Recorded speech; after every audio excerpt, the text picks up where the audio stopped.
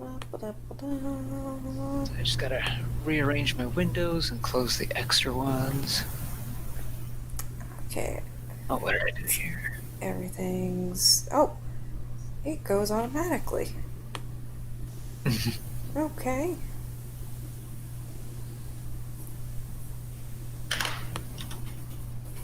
I love how it didn't even let me start it up myself, but okay. Okay. I mean,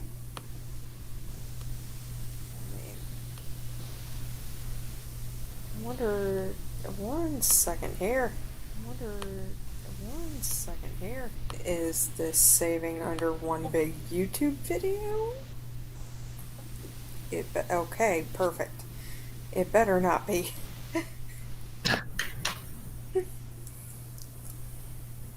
Sounds like a dumb question, but you never know with YouTube. Oh! I think I found the live link. Ooh. Better bookmark it before I forget. So it's youtube.com/user/the username/live. So youtube.com/user/Veryrandombutterfly1/live. I don't know. It was some. I knew it was some combination of that, of like user and the username, but not what user and the username and live and the word live. Yeah. But I guess I've just been getting it wrong, guessing wrong this whole time. Let's see. I'm trying. Anyways, time to share that link. All right. Can you at Phoenix? I guess. Yes. Okay.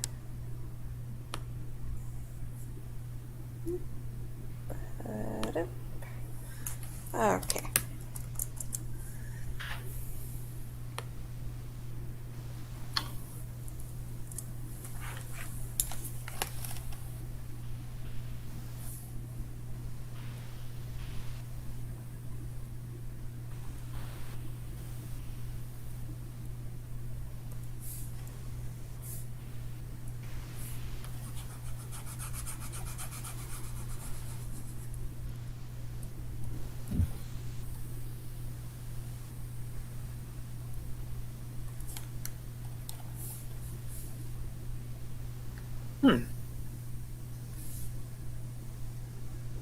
Apparently, if it's not a u2.be link, then Discord won't embed an image.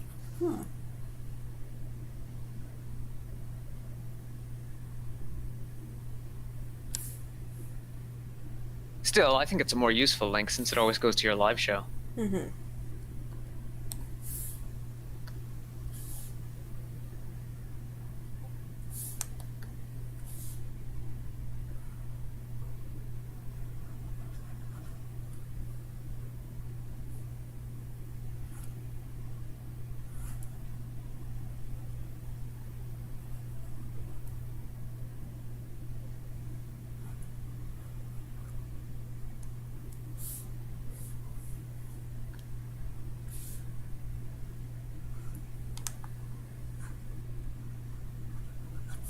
Just going to... Very elaborate eye makeup. Yep. I'm just going to blend this in once I get a chance.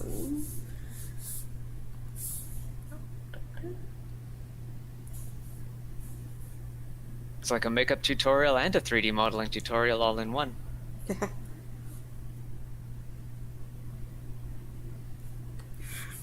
Here we go. Oops. What I will do is my local Discord is I'll paste the link, and since it doesn't do an embed for live links, I'll just do a shift print screen screenshot of what's happening now. And embed that.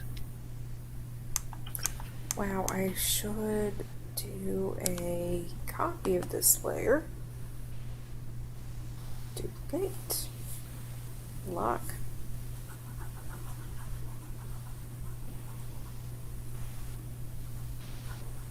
It's not texture painting, it's UV painting. Painting a 3D model. Well, right now it's just more basic painting, nothing too fancy.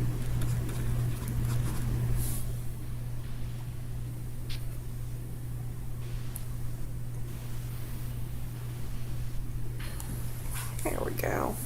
Works for that.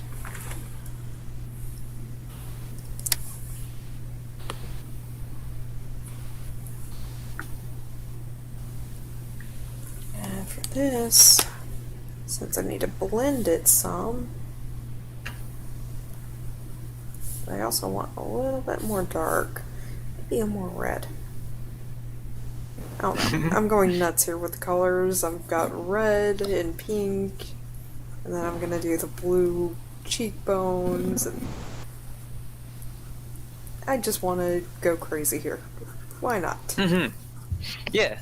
I mean, this is combining the 2D art that you already know with the, well, relatively unfamiliar territory that is Blender. Mm-hmm. So it'll help hopefully help your 2D art pop literally into 3D. Mm-hmm.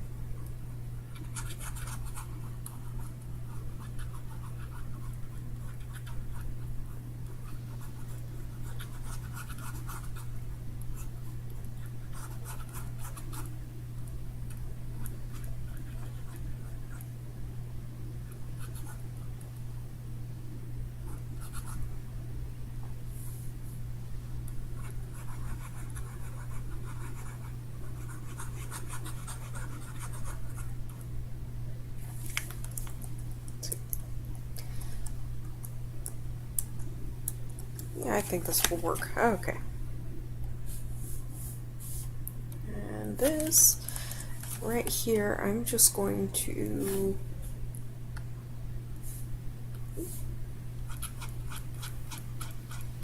taper it and blend it a little bit more with the bottom. Nothing too crazy, just something different. You would definitely know about this stuff more than me. I had some curiosity in trying out like makeup for men at some point. Mm-hmm. Like we were saying, like a little bit of this or a little bit of that would really help you out. But... Mm-hmm. And things like eyeshadow, it's always you have to also watch for things like, with eyeshadow you always have to worry about things like eye color, because for example mine are, well, my eye color, it's like an olive green with a little bit of brown. I can't wear blue. It just does not. No blue eyeshadow. No blue eyeshadow. It does not work for the life of it.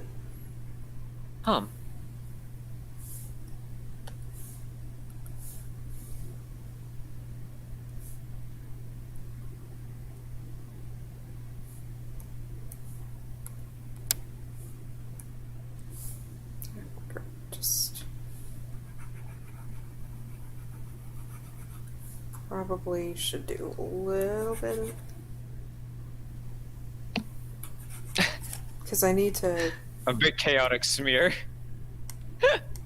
Wasn't trying for that, but I need a base color here, but at the same time I don't want to undo too much of this. Mm-hmm. And again, what am I saying? I just want to get rid of that horrendous makeup job. Yeah, okay. There we go. And since this layer's translucent enough, I could still see it. Yeah. And then when I'm done, you know. Invisible, yeah. Yep, like it never happened.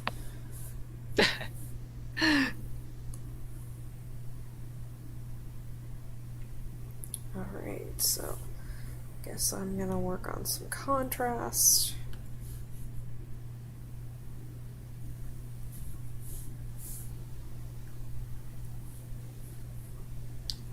I could use airbrush for this.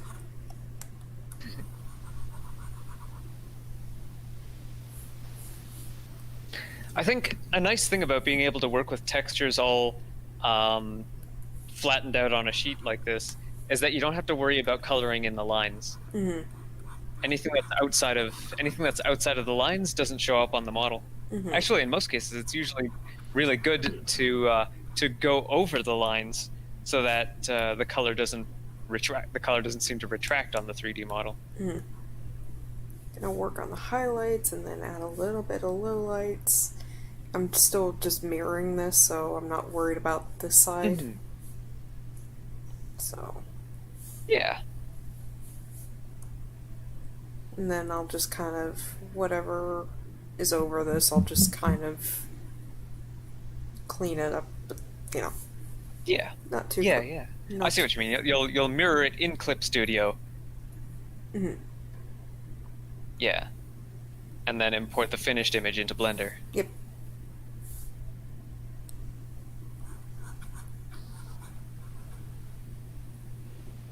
Hopefully we can remember how we did it yesterday. Well, and again, we don't need to remember how we did it. The video's right there.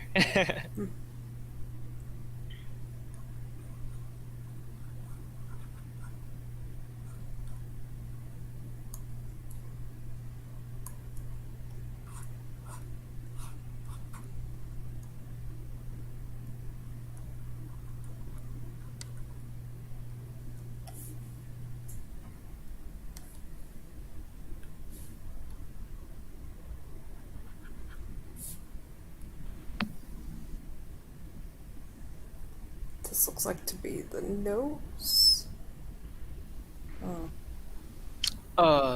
Yeah. Well, I'll texture what I can. But, you know. Yeah. How much makeup goes on the nose? I don't imagine a lot. Yeah, no. I think I've got the majority just to highlight, but I kind of want it a little under here, like where the nostrils are. Mm-hmm. Okay. Now, if I remembered how to do this, this is where I would teach you how to mark seams and re-unwrap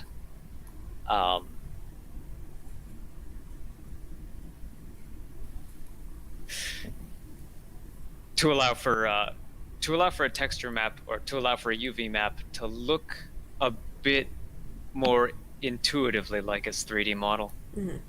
Although this Smart UV Unwrapped or Smart UV Project isn't too bad, just having trouble with the nose is all. Mm-hmm. Like some of those islands are going to be, or one of those islands is going to be the nose, and two of them, or maybe more, are going to be the areas behind the ears. Mm-hmm. I'm still dead set on that blue blush. It makes no sense, but darn it, I want it. I'm a little surprised that you opted to edit externally rather than drawing on the 3D model. I feel like, for one, it has pressure sensitivity on here better. Yeah. That's something we'll probably have to look at the settings to do in Blender. Mm-hmm. Because I'm pretty sure they did design it for people who have stylus tablets Mm-hmm. or pressure tablets.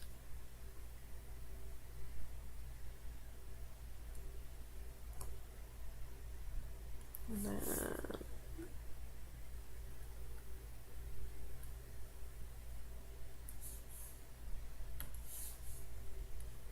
Oops.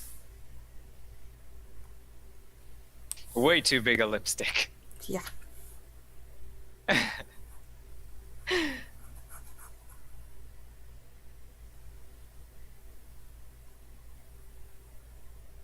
It was about, well, no, it was, these areas were really spaced out. Mm-hmm. But, you know, work with what we got. Yeah.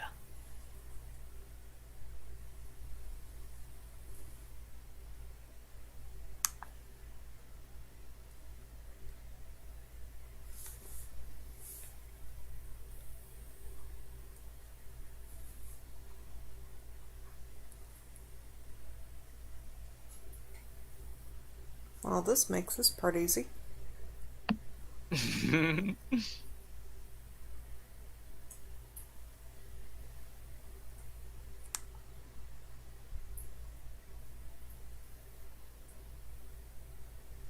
Sort of, but you know. Yeah. And I think one of the major areas, definitely here too, but I want to also add texture to the ears if I can. Well, painted texture. All right. Uh-huh. If I can find the... Okay. Yep. I found the ears. We could also add, yeah, we could also add bump mapping, Mm-hmm.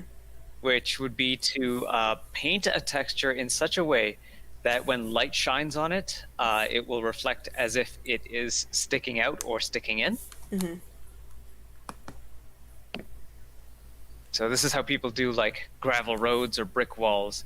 The plane itself will be flat, but it'll be bump mapped so that the areas between the bricks are recessed a little bit,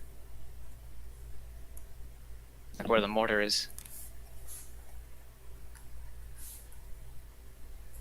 These lips are just... You got semi-decent eyes and then... plop lips. Cartoon lips. Cartoon lips. Yeah. I'm trying. But... Hold up. It's not easy to do lips. Nope. At least... Apparently not these. Whoops. Control A. Control A. Duplicate.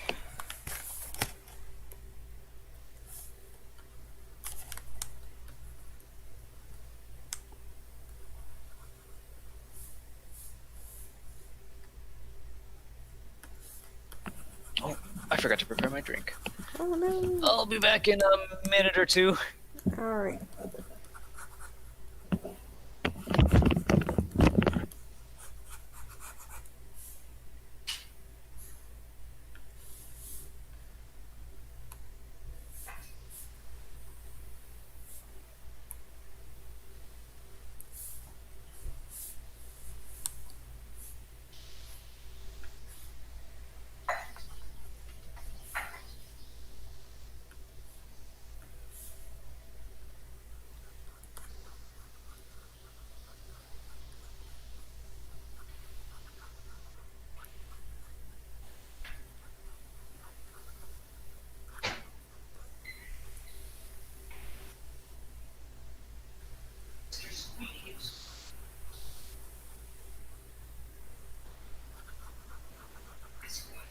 Boop boop.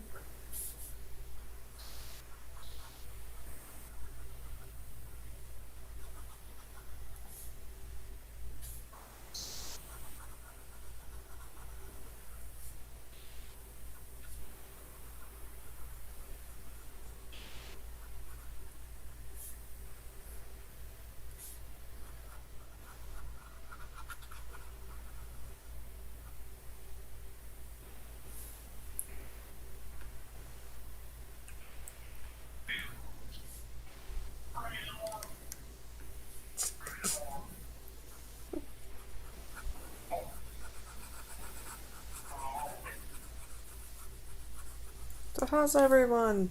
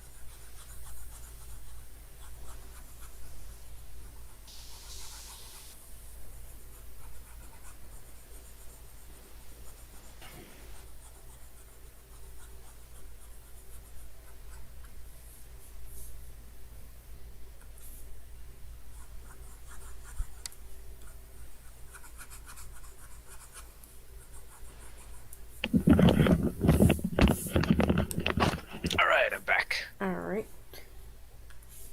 I gave That's up looking better already. and just went for an airbrush method. Okay.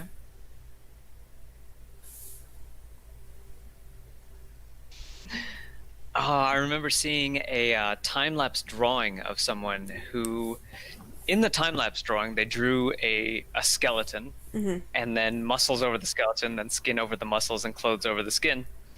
And I thought, like, that's going to become my drawing method. Cool, And I just but think about it's that now, like, not practical. oh yeah, very wasteful. There's a lot of work going to waste. But at the same time, for me, like back then, I probably still have trouble with proportions, with body proportions. I think this is good enough. So starting with a stick figure or a skeleton, I mean, it doesn't have to be a detailed skeleton, but starting with a stick figure at least seems to help with that. I think this looks good enough, right? Yeah. Let's see how it looks on the 3D model.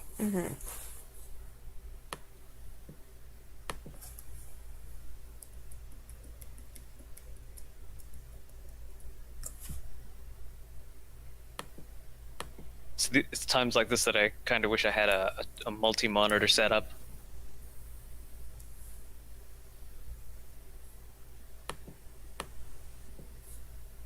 Textures, yes. I don't. Hi, Paul. Paul Garish. Yep. Yeah, drawing textures on Clip Studio.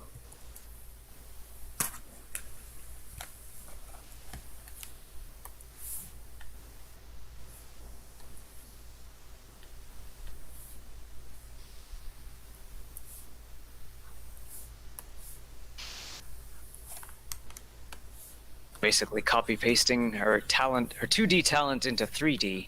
Yep. Yep, yep.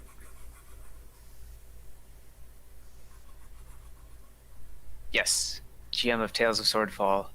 I think I remember catching a couple episodes of that.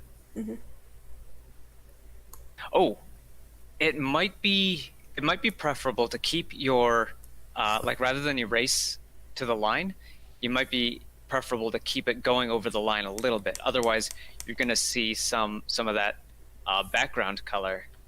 Ooh, yeah. I get you. Yeah. Wait, crap. No. I don't want that. I want this. Oh, was it the wrong layer? No, I need to kind of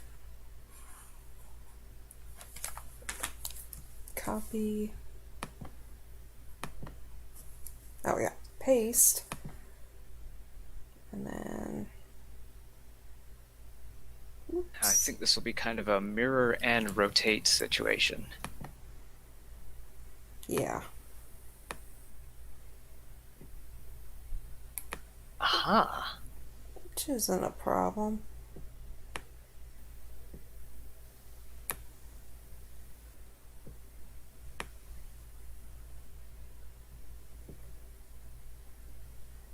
Sort of. Just gotta figure out what'll make it look best. I thought you would try and do the pieces individually. The eye first and the blush second. I was stubborn.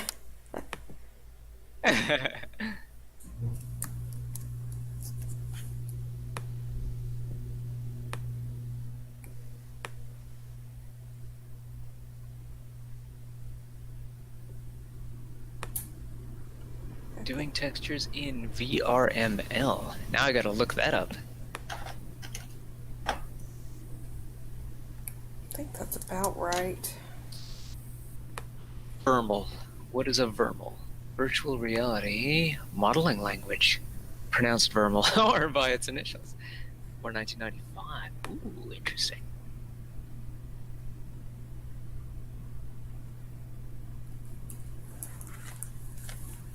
Now this one I will need to erase because it's bleeding onto this mesh. Oh yeah. You'll only need to erase the part that's bleeding in, And but not the then- parts that's bleeding out. Also, there we go.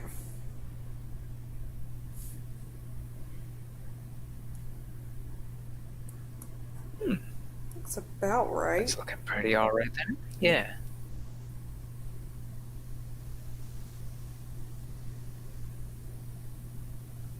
Now this, for this monstrosity, I don't even remember the exact type of blue. Great. You'll have to sample it. Yeah.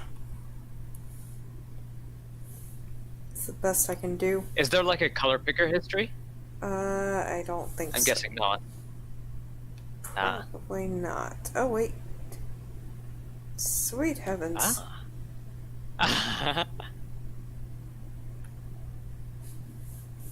You could tell my indecisiveness with all the purple.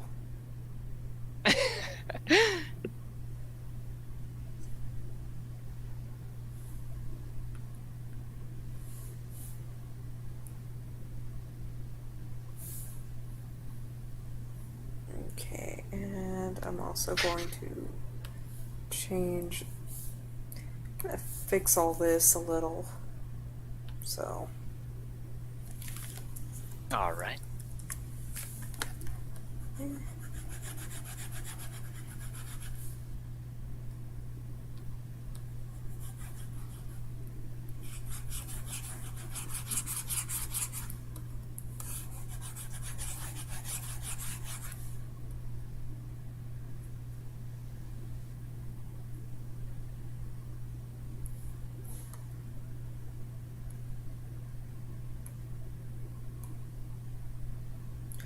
oh, that face looks like it has a divide down it. Yeah, I thought you were aware of that when you were erasing the forehead. I was trying to kind of blend it, but, you know, I could fix that. I could fix that. More blending never hurt. More blending never hurts.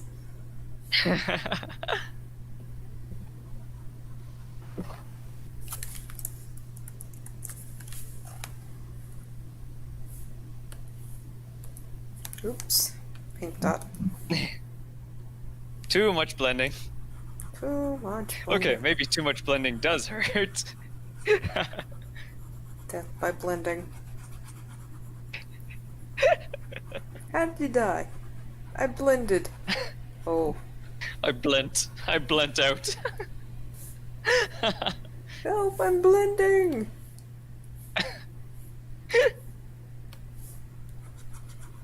Okay, I think that's about right. Yeah, good enough. Good enough. Good enough to test, at least. Yep. Good enough to test.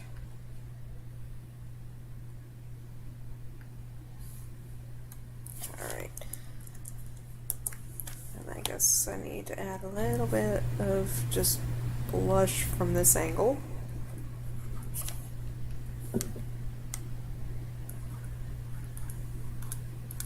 A lot of people do the blush like in circles, but that completely defeats the purpose. The idea is to kind of highlight the cheeks some. Okay. And if people do like the circle, like on the apples of the cheeks, it could actually make them look older. You kind of want to highlight the cheekbones. I don't know. I kind of think back to the one time I remember seeing makeup tutorials are the ContraPoint's Incels video and I believe the ContraPoints gender critical video. And I think both of those times she was parodying makeup tutorials. Mhm. But I mean, she was also, as far as I could tell, actually putting on makeup. Let me fire up Blender, and then I'll save it as a PNG, and I'll switch it to that first. Mm-hmm. Hold up. Switching OBS to that. Make sure to save it without the lines, without the extra lines. Yes. That would be an interesting interesting Having the mess up. lines appear on the finished model, yeah. I mean, it wouldn't be the end of the world, but you'd have to do some extra work to hide them. Yeah. And I'm assuming just save it under the same file as, well, yeah, what it was. Okay. Mm-hmm.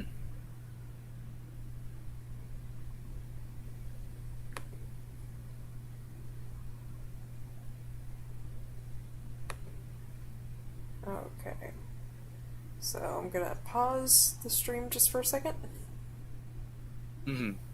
I have a scene, a scene in OBS for Clip Studio and a scene for Blender, and just swap between them. Oh, I almost forgot to save without all that netting. Whoops. I mean, like, if you save it as a Clip Studio file, then the layers get saved separately, right? Oh, yeah. But okay, good. if you save it as a PNG, thankfully I did. Then you're gonna have a bad day. Yep. Yeah. Thankfully, I haven't closed it. I haven't saved it. You know. All that. Where are you getting inspiration for the makeup color scheme? I just wanted to do something a little weird with the blue blush. Yeah. Like, I've never done this before. I don't know why I want this, but you know what? I'm going for ridiculousness. It works. I don't think it's something that could probably be pulled off, but you know, I've been wrong before. I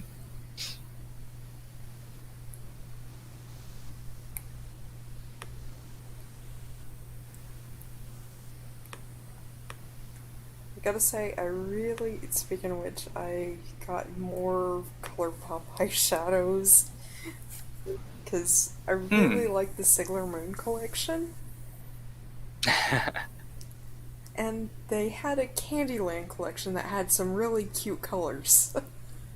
Okay.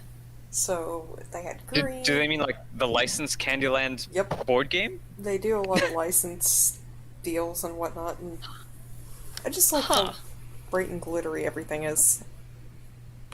I remember seeing friends with the Candyland board game, but I've never actually played it. Change the. Is it fun? The last time I played it, I was just a kid, though. I don't remember. Like, it's pretty simplistic, you know. It's a very simplistic. It makes me wonder if it's actually worth licensing out. Like, I guess nostalgia points? Yeah. I guess. If it's one of those if you got it, flaunt it kind of things. But, no, I just really like the colors. It was a decent price, and I'm like, I'm tempted. Okay.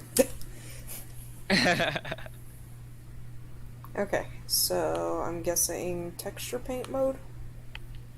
Yep. Okay. And then, so you've got your split view there, which has your UV map. Now set it to open, or actually, oh yeah, you're way ahead of me here. Okay, and save.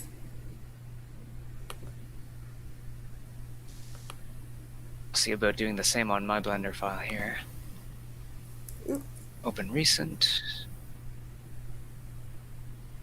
Oh, I didn't save my previous file. Okay, I guess I'll be texture painting a cube then.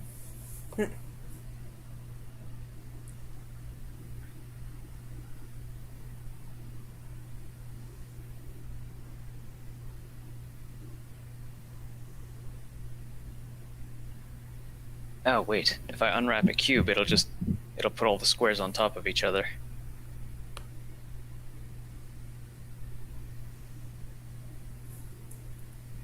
Wait. Maybe if I smart UV project it, it won't.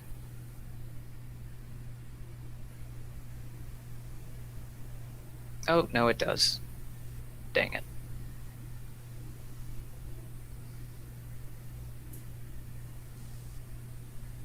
Alright, how on earth do I...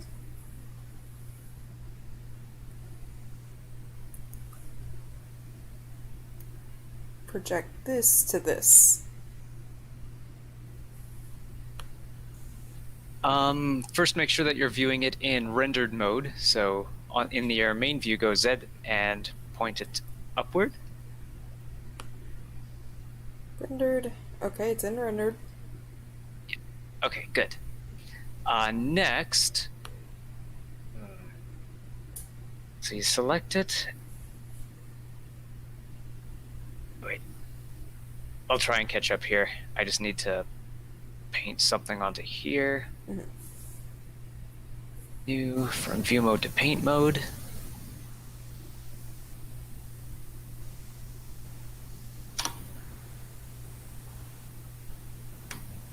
Zoom out so I can see the whole thing. Then set this one to texture paint.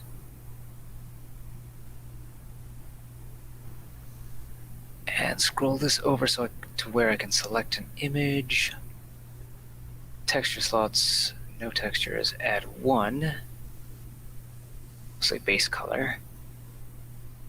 Material base color. That material. Oh, right, and then set the base color to... Oh, it's already the image. Okay. And then, I guess with fine details, I could probably do those fine details in the texture paint mode, depending. Yeah. Okay, so you are in texture paint mode. That top bar, use the middle mouse drag to scroll it to the right. Now what? I'm sorry. All right, point your stylus to the bar that says text draw. The bar that has text draw and mix and your selected color on it. Okay. Middle click and drag to the left.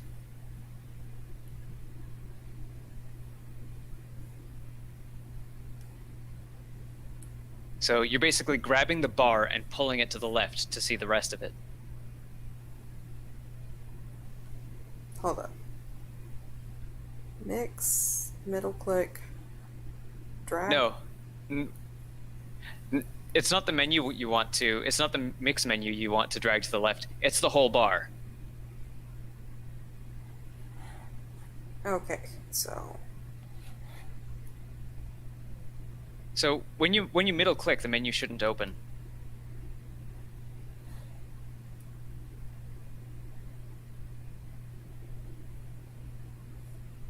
There you go. okay. Yeah, so you drag it over to the left.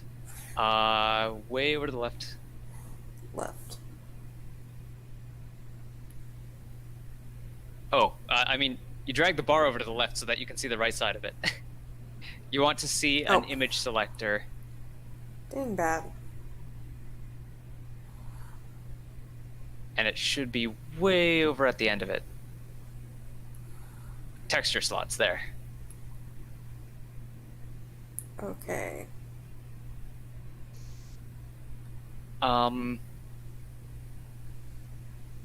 So Untitled is what we're looking at, yeah. Oh, no, wait, you want to load a face onto it. Okay, so you want to get rid of the Untitled. Which I guess you can't do unless you add something else first. So add a base color slot.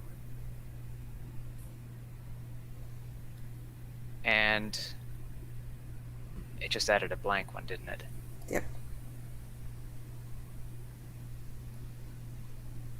In that case, go over to your image view and change that back to your face image. Mm-hmm. It should already be loaded. Well, you got it. So, anyways,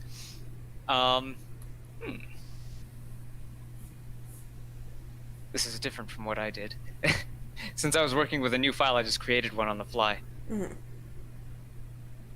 Let me try and load a different image onto my cube. So if I go over to image, hit open, and then go to my image folders, picture folder, and say this one. So that gets loaded there. Single and image. then how do I apply it? Hold up. I found it. Oh, you found it. Okay. Sort of.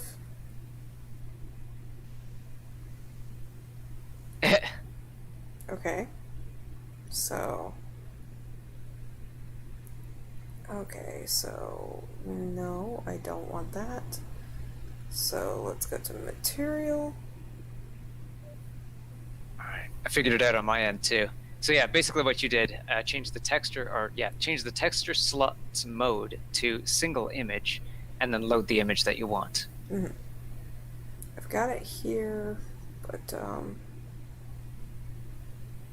And if I go to texture paint mode and start drawing all over it, it does reflect in the image on the right side. okay, so I pulled it up. It's not coming up.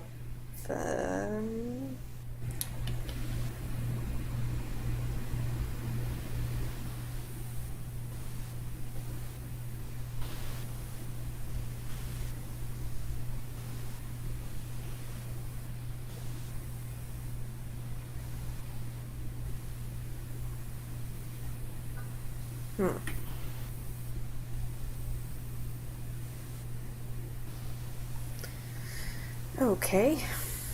One step forward. Okay. I got the single image up. Blank face.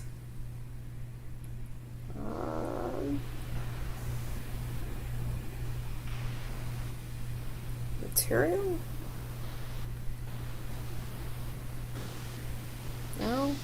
Oh, yeah, you want to get rid of those somehow. Or wait, from mode, single image. Mm-hmm. Yeah, so you've got that up. Good.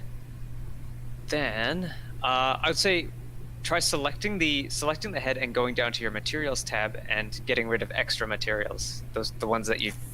So you'll leave the single image So go node to alone. edit Go mode into and object mode. object mode. Yeah. Trying to select Yeah. this. Select the head. Probably in edit mode. Nope. It looks like it's already selected. Okay. So texture paint. No, not in texture paint. In object mode. Okay. Go to object mode. Okay. On the right side where you're in your materials tab there. Mm-hmm. All right. Scroll up to the top using the same, grab the menu and drag it down so you can see the top of it. All right. We have material up there. Change the material. There's a little ball menu, a ball drop-down menu to yours, just a little to your left. Yeah. Ooh, neither of those gives us the option we want.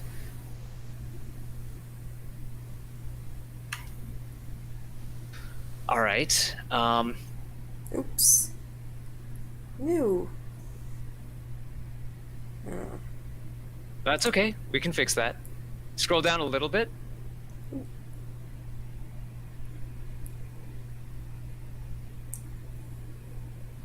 Aha, base color. Change that. With the yellow dot beside it. All right. Image. Image texture. There it is. Yeah. Okay. And then the image itself, open. Under base image texture.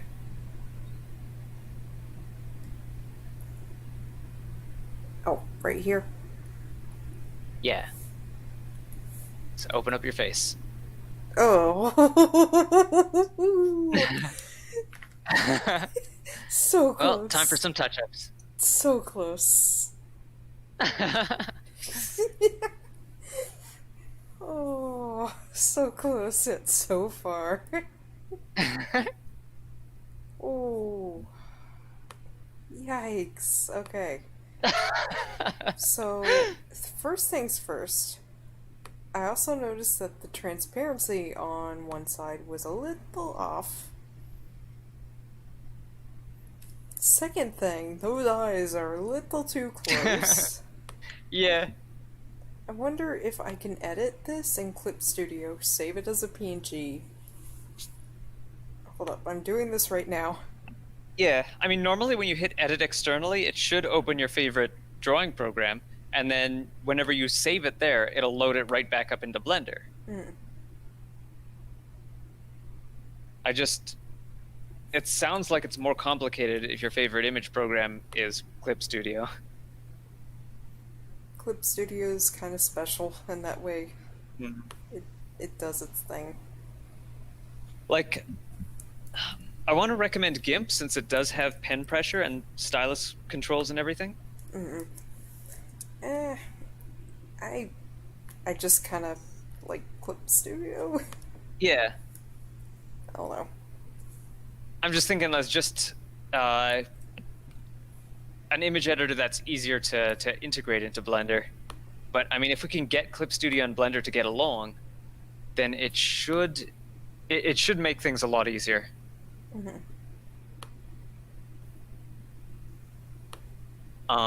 We just need to get you to, like you said, there was a way to launch Clip Studio without launching its launcher first, right? Mm-hmm.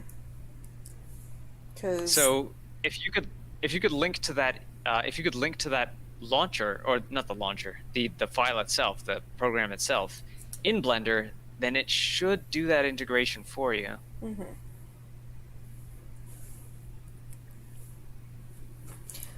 Okay, so we're doing some touch-ups now.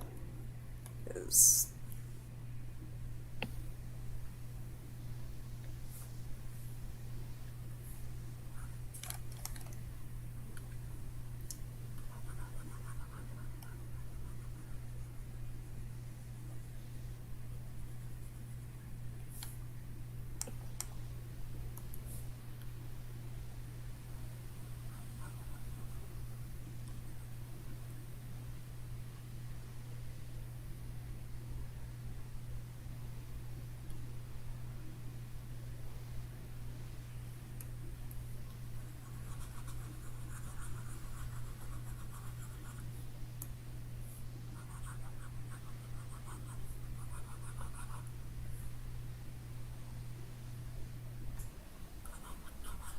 I'm sorry, everyone's subject to this nightmarish face. Eh, there have been worse. There have been better. Yeah.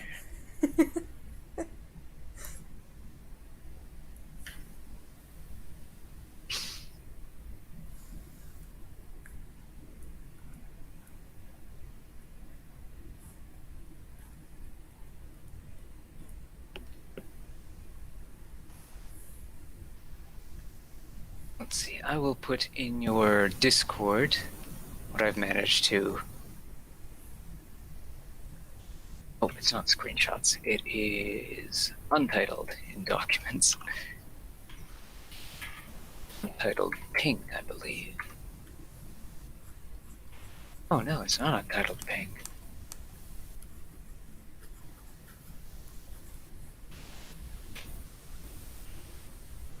There it is.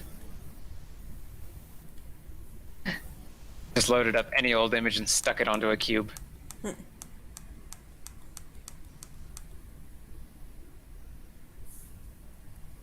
Oh no, I got a black screen. I thought you knew. No, I didn't. Alright. It's the I'll stuff tell of you then. nightmares on the image editor, but I'm fixing it currently on another screen. Yes. Please stand by. Technical difficulties, please stand by.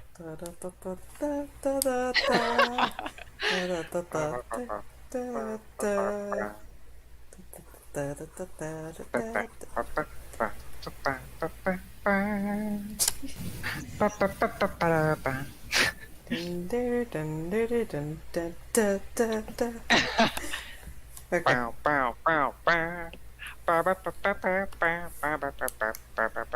I actually got a copyright strike from actually posting that song for a little too long. Oh, wow. Yep. Yeah, 10 seconds they say is fair use. I'm not sure if that's enforceable. Although I think it was a little over 10. So, Okay. it's fair.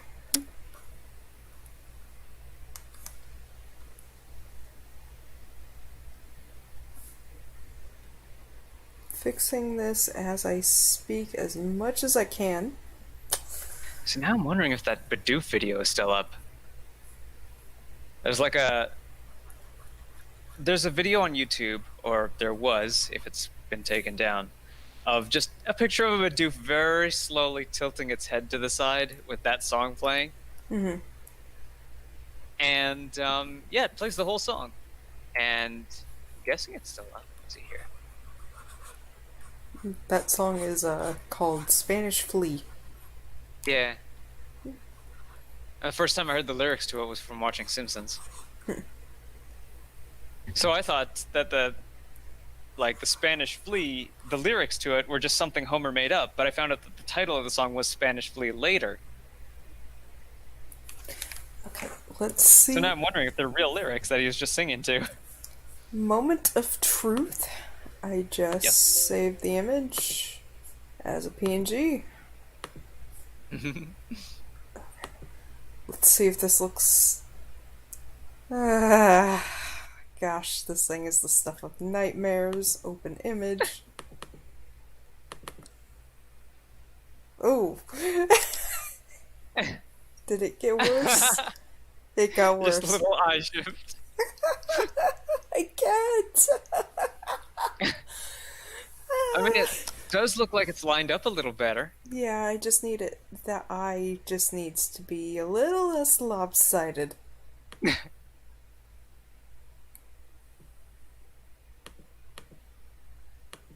Well, move around your character model a little bit. We could see how it looks from different angles. Hold up. I'm fixing this because All right. this is driving me nuts. That lopsided eye.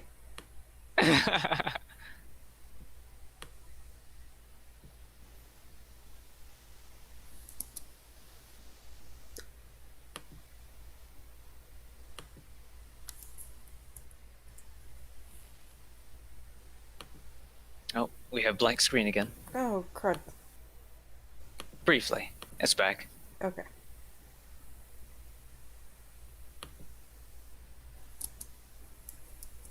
Alright, let me save this as... Yes, I want to replace that one. Yes, Clip Studio, I'm sure I want to erase the abomination. Burn it with fire! Or with magnets in this case. Okay. It's looking better. Mm-hmm. It is a work in progress. I think I could be to the point where I could just touch some of it up. All right. Sort of. Yeah, at a glance, it doesn't look like there's anything wrong. Yeah. Oh, this was definitely an ambitious project. It's definitely taking a different route than I've seen from other 3D artists, at least. I haven't really followed many 2D to 3D artists. I wonder, is there an eyedropper tool? There ought to be on the color picker. Soften. Okay, there we go. I mean, considering that Blender itself does have a 2D animation suite, I would think that it'd have a comparable amount of 2D art tools and conveniences. Yeah.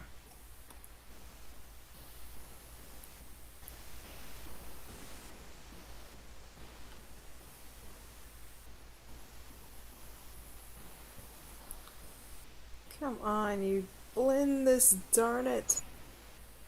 It just looks like a bad face paint.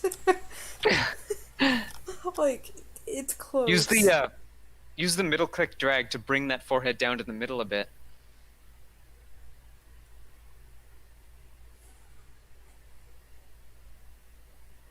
Yeah, so now it's a bit more.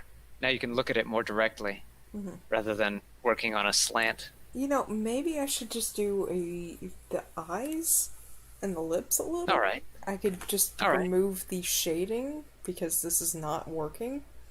Mm-hmm. Yeah, well, I mean, you don't want to draw the shading on in general because that's what the lights are for. You Yeah. want to move the lights around to make to calculate the shading for you.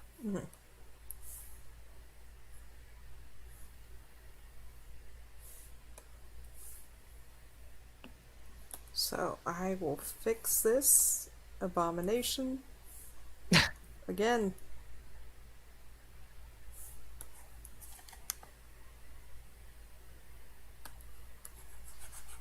What I would probably try to do is take all of the vertices on the left and put them on the texture map, on the UV map, where the in the same position as the right ones are. Hold on. So I'm basically. Hold on.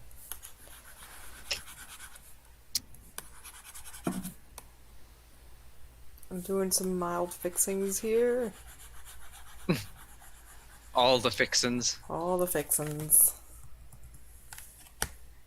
I can see your mouse moving, but I'm looking at the Blender screen, so it looks like you're scribbling over air. I'm ghost scribbling. I don't know what. Ghost scribbling. Yeah. I don't know anymore. I don't know.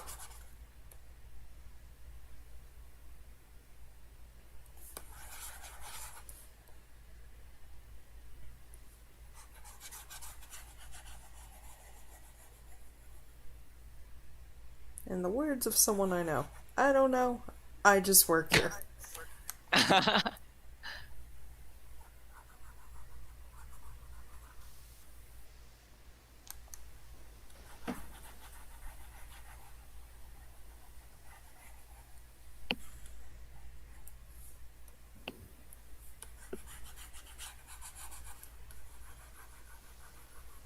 I've got a meow meow staring at me.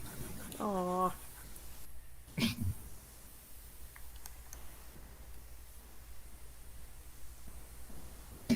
He's watching me from one of my bar stools. It's like, give me attention now. When I'd first moved to this place, I had scoured the online stores for just the right kind of bar stools that would match my kitchen peninsula. Mm-hmm. And I found a set of 4 of them at a reasonable price. Mm-hmm. And I was hoping that I could host lots of parties. And there's one of my friends who had like this big collection of board games, and I thought like this kitchen peninsula would be perfect. It's got a lot of space for playing board games, and I had the bar stools surrounding that peninsula. It'd be great for like Dungeons and Dragons and other stuff like that too. Mm-hmm. But my house is on the edge of the city, and not many people want to drive out here. So now, Gunstar has gotten more use out of those bar stools than anyone. The feeling when the cat gets more use out of the bar stools. But at least he enjoys them. Yeah.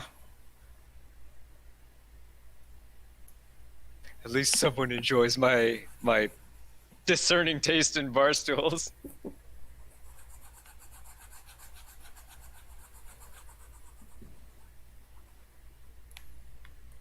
The struggles of living in the middle of nowhere, right? Sort of. Yeah. But I mean, like, I've spent my time in the middle of the city and in, like, what some might call, like, the bad part of town. Places where are, like, close to transit, so it's real convenient. Yeah. And so far, I like this place the best. Even though I don't get visitors, I mean, in a time like this, maybe that's for the best. That's actually probably a good perk right now. Yeah. Most I got was the census worker. Because a U.S. census is a thing. Yeah. Yeah.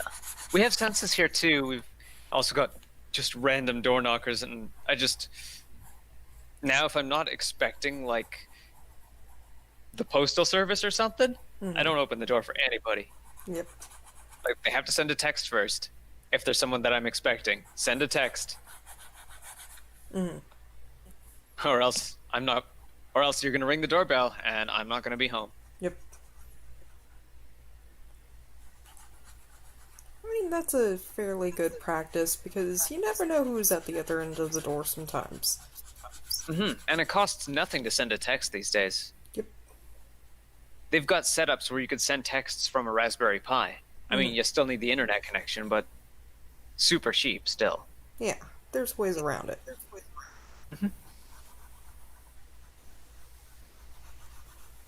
Okay. I'm almost Got there. your fixins fixin'? Almost there. I'm pretty much getting rid of all that lighting and shading. Yeah, I didn't realize that was lighting and shading. I thought that was makeup. It was the makeup, but You don't need. Yeah, you definitely. One thing you'll learn going into 3D is you don't need to do lighting and shading anymore. There are lights that do the lighting and shading for you.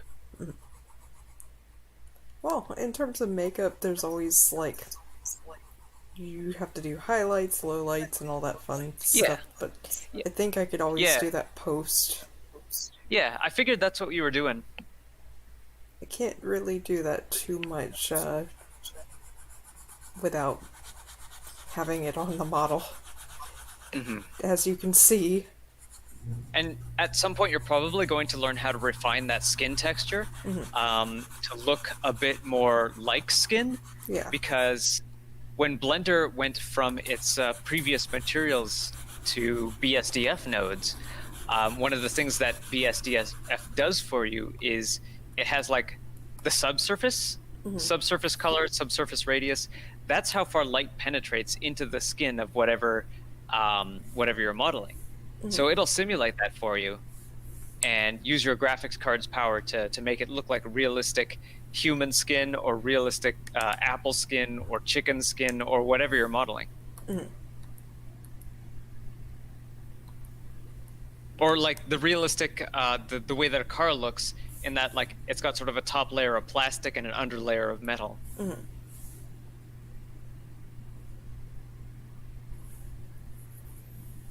So it's got that unique shininess to it.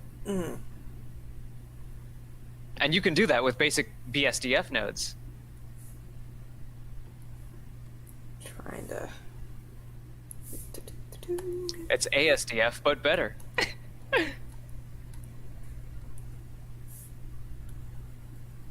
No, but better. I always think ASDF when I see BSDF. Let's see.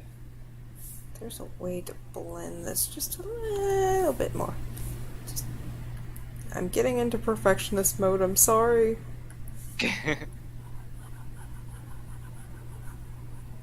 It's not a bad thing. Especially when you don't have to work within polygon budgets and stuff. Detail budgets.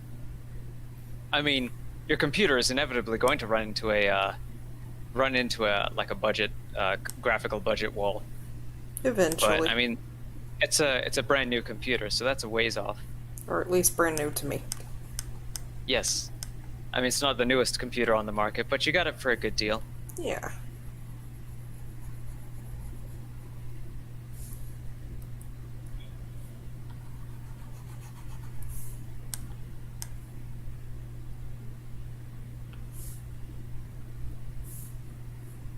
Lots of ghost scribbling.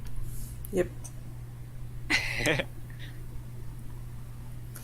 know what? I think it's not perfect, but this is still better than what's on there. Not perfect, but an improvement. Oh, And yes. that's all we're really going for. Every day, just a little improvement. Just a little improvement.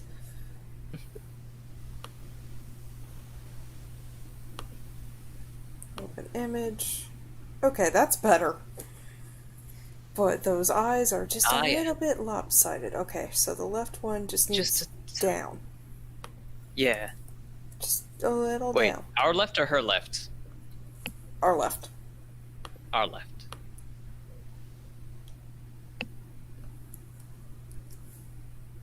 I would say maybe just a few pixels down. Would help if I actually have it selected.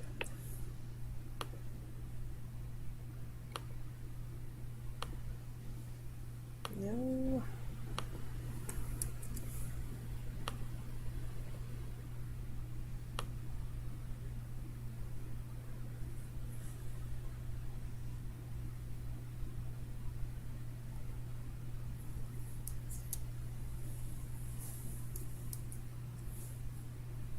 Oops.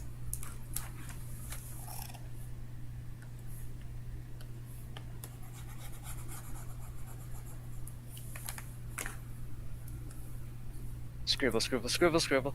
Yes. Okay. Moment of truth again. So many moments of truth. Moment of second truth. Or fifth. There's so much truth going on here. It's too far down. Oh. Now she looks suspicious of you. Too up, too down, too left, too right. Can't. Yeah. Okay. She's going, what are you doing to me? With that expression. Royally messing up the model. Well, it looks better than what it did a couple minutes ago, so. Mm-hmm. Yeah.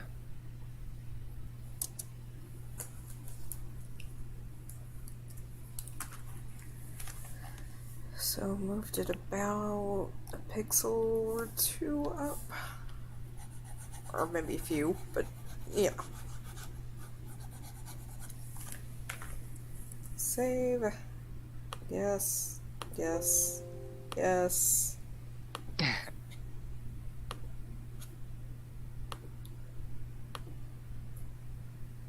Good enough. Good enough. All right. I am not editing this again. Okay. So, I got it to work. Yay. Yes.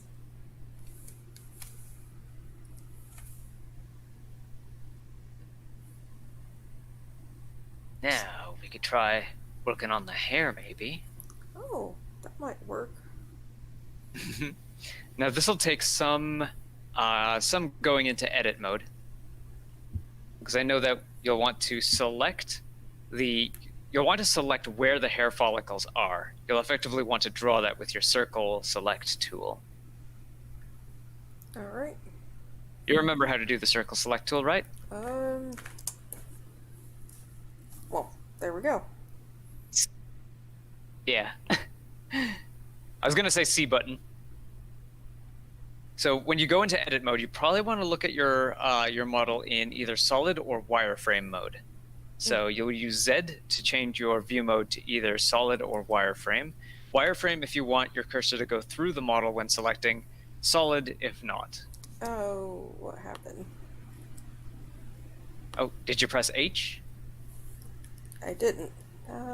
Let's see. Alt H. Try Alt H. Nope. Alt H doesn't unhide it? Alright. Reveal hidden. Solid. Ah, what happened? Solid. Okay. So you are in edit mode and you're looking at a solid version of your model. Solid takes away the texture and details. Fair enough. Next, hit A twice to make sure you're not selecting anything. Okay, nope. Okay, then C for your circle selector.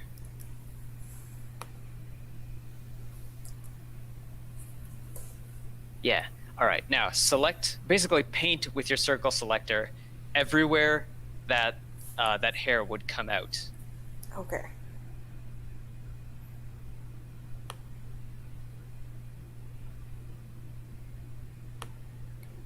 That's strange. The vertices should be turning orange. We've got vertex select. We've got edit mode. Why is it not selecting? Try box select maybe with B. Press right click to dismiss the circle selector. And then press B. Yeah, now you have a box selector. Again, nothing is selecting.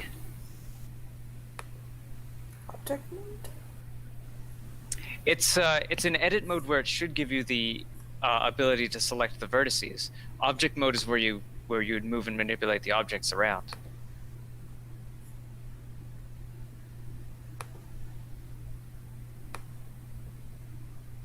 So you've got the quad sphere selected, which is the head, and that is what's being dealt with in edit mode. Unless, no, I'm pretty sure you can edit. I was thinking, like, maybe if you sculpt something, then it wouldn't let you edit it, but that doesn't make sense. I've seen people edit stuff after sculpting. This is a new problem.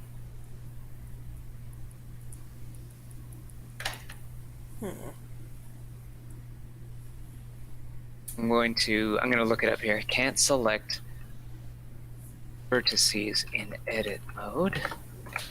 Welcome to Murphy's Law, the stream. So let's see. Neither vertices, edges, nor faces were highlighted as usual. I can select them, but I can't see them. Using 2.8.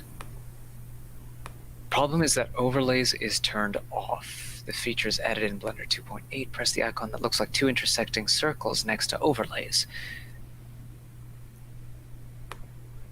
So that would be, oh. There we go. Aha. All right. Yeah. So the hotkey for circle selecting is just the letter C on your keyboard. Okay. Oh, yeah, you might need to dismiss the box selector. Oh. With the, yeah. Dismiss All it. right. How? Or... Oh, if you're in circle selector, you don't have to dismiss. But you would dismiss the selector by right-clicking.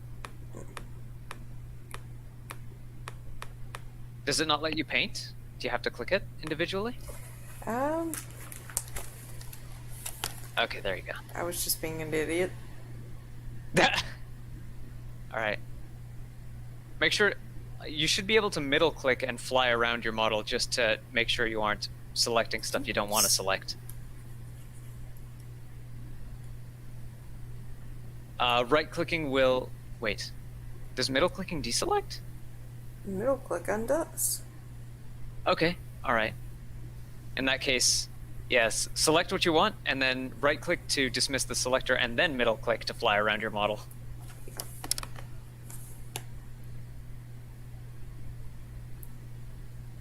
Alright. So far, so good. Yeah, I just need a little bit of that hairline. So looking down from the top, we'll probably end up selecting vertices at the bottom of the neck. If you're looking at this in wireframe mode. Let's see.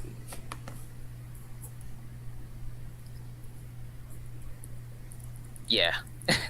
I see some orange there. Yeah. So yeah, your selection is going through your model like a laser. Mm-hmm. If you don't want it to do that, view your model in solid mode instead of wireframe. Oops. 1 second here.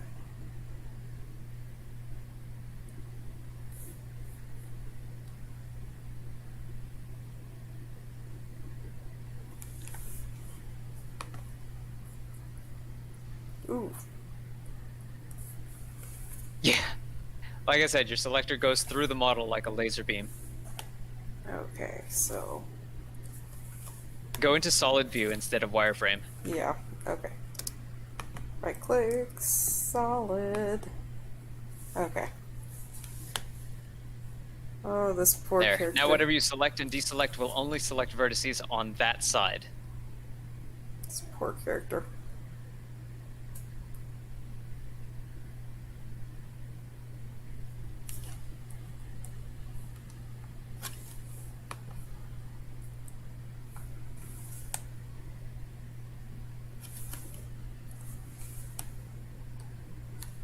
Oops.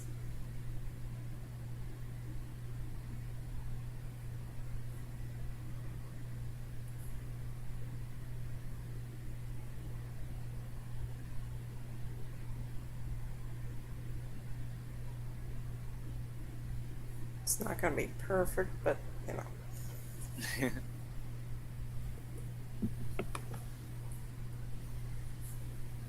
They're gonna have a little bit of hair coming out of their ears.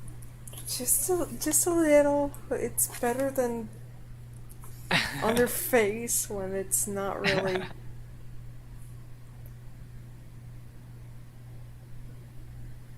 You always edit it out. Mm-hmm.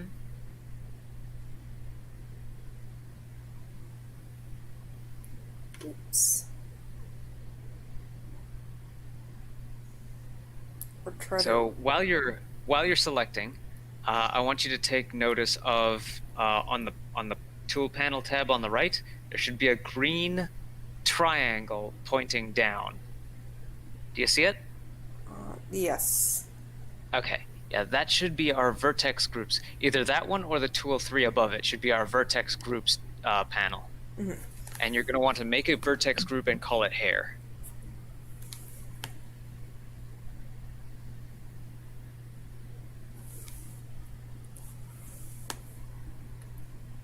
Oh no! Cannot rip selected faces. Undo to reselect. Okay. Let me Yeah. fix this. I'm trying to fix what I can. Okay. I do not want hairy ears. Yeah.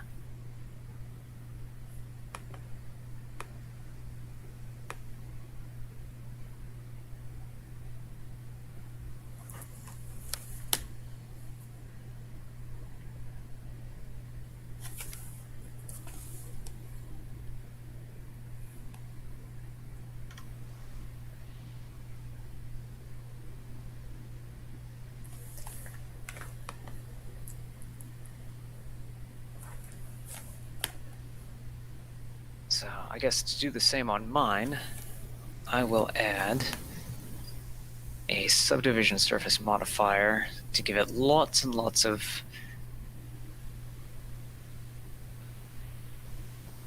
geometry, I guess. 2, 3, 4, 5.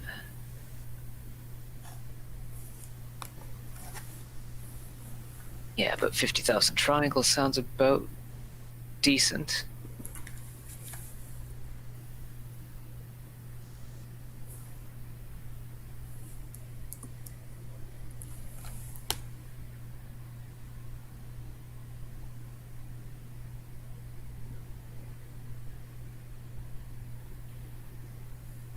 Then I'll go into edit mode. Everything is selected. Alright, so triangle. Well, whoops. Okay. Triangle. It was vertex groups, you said? Vertex groups, yes. Okay. So you want to create a vertex group and call it, Hair. yeah, double click the name, call it hair, and then assign, Assign. yeah, and then the assign button underneath. So it'll assign your selected vertices to that group. Now, to test it, hit the deselect button on the right and then select. Okay, perfect. Yeah, so now you don't have to worry about losing that selection.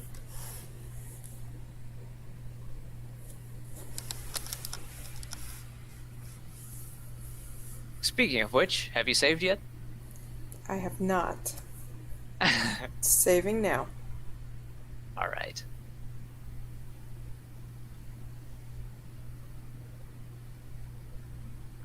Now I will do the same. Add vertex group name here. Assign. Deselect, select. Working good.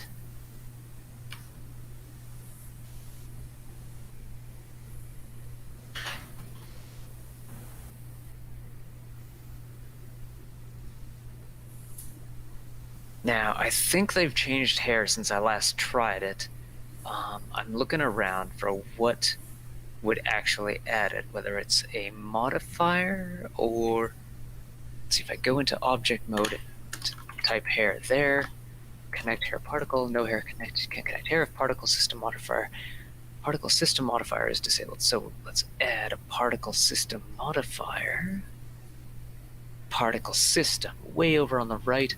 Settings can be found inside the particle context.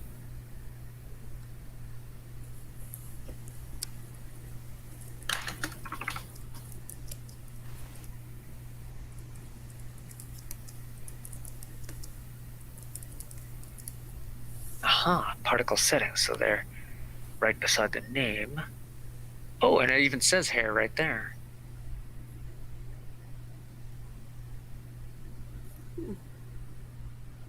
Ooh, it makes it dense too.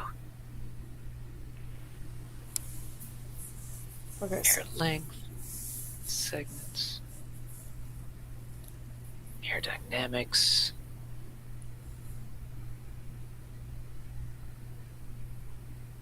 Structure and volume.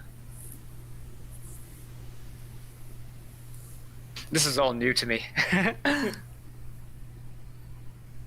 Okay, so let's see. I figured out how to add hair to the whole thing, but not how to add it to just a vertex group. Oh, wait, there's a little menu called Vertex Groups. So if I... Let's see, length, density, roughness, and if I just put hair on all of that... Oh, no, wait. Okay, density. Okay. All right, I figured out enough to move you forward a bit. Okay.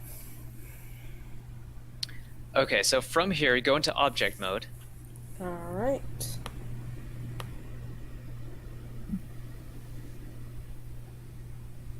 And in object mode, add a modifier, so that's the wrench. So your quad sphere is selected. Mm-hmm. So we're adding a modifier to the quad sphere under physics, particle system. All right.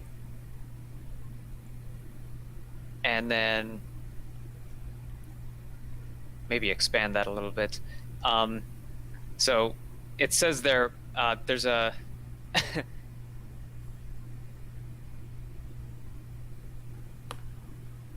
Yeah, expand this a little bit so you can read what's there. Oh, yeah, there's that view in the way. Yeah. Maybe expand that too.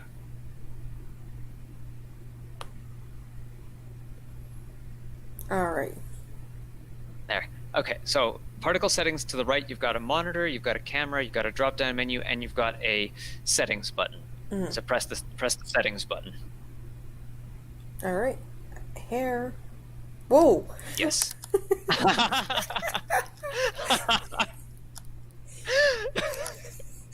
Oh, look. It looks like a head, but with like dandelion, you know. Uh-huh. with a lion's mane. It's a cursed mane. Giuseppe Stromboli and the cursed mane.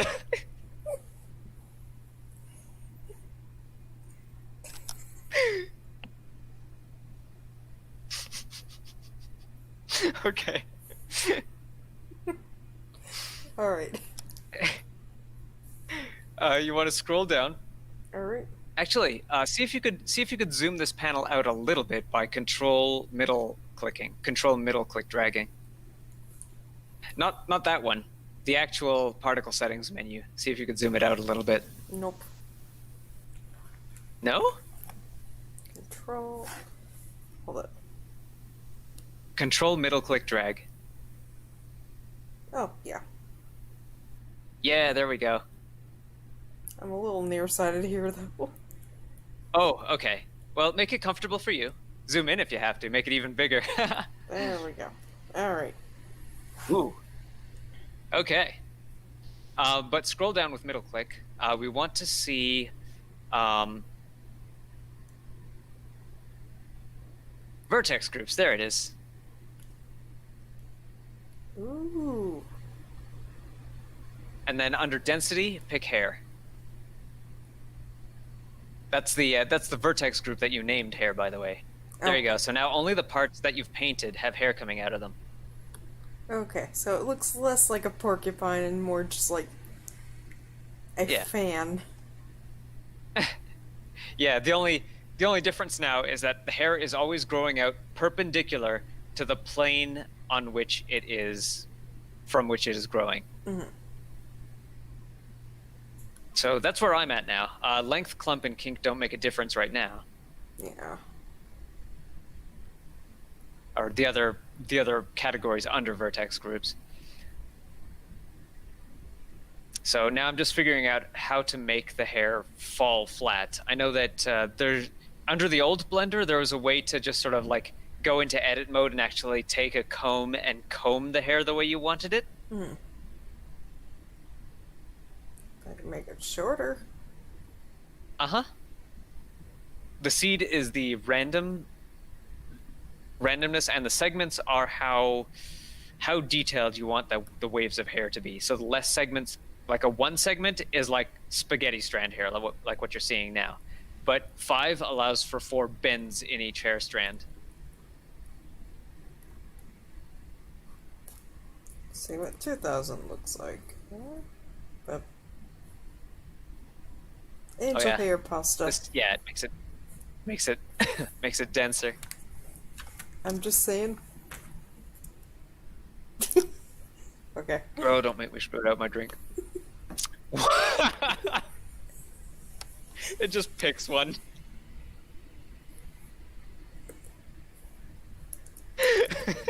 I'm sorry, it had to be done. Oh, this is a bad time for me to pick up my coffee.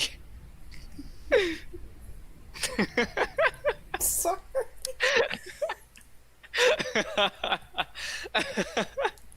20,000. 20,000. Oh, that looks pretty good. It's just an aura of super thick hair.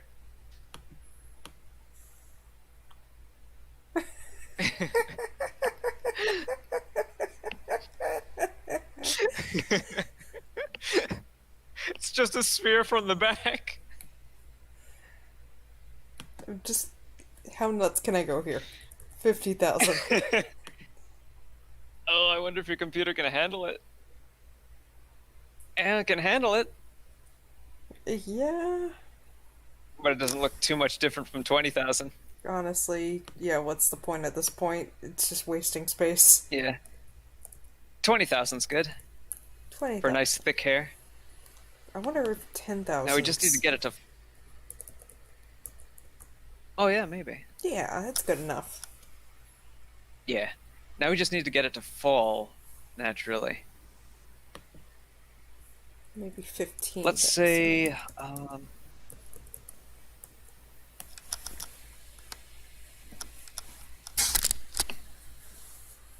Well, I guess all there is to do is play with the other options. Yeah.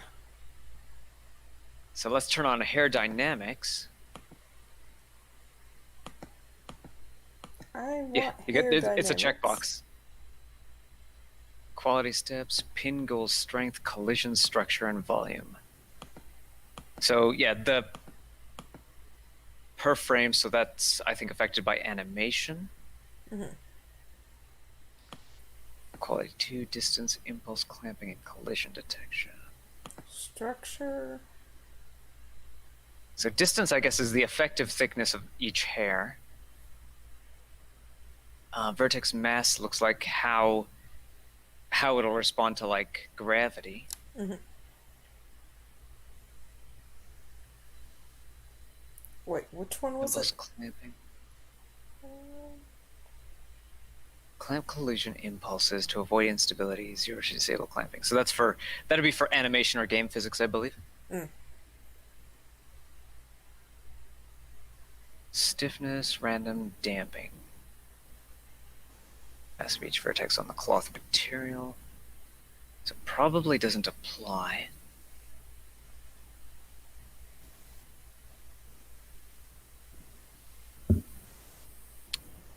I just want the hair to fall down. We might need to find where that comb is, where that comb tool is.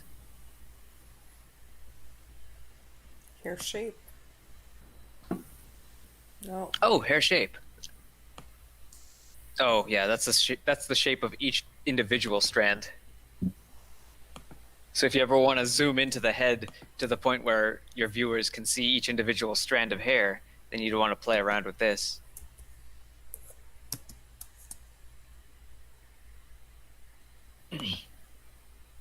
I'm a monster who needs to 10 play meters. Diameter root. Oh, diameter of the hair at the root and at the tip. I'm not sure if that works with this particular...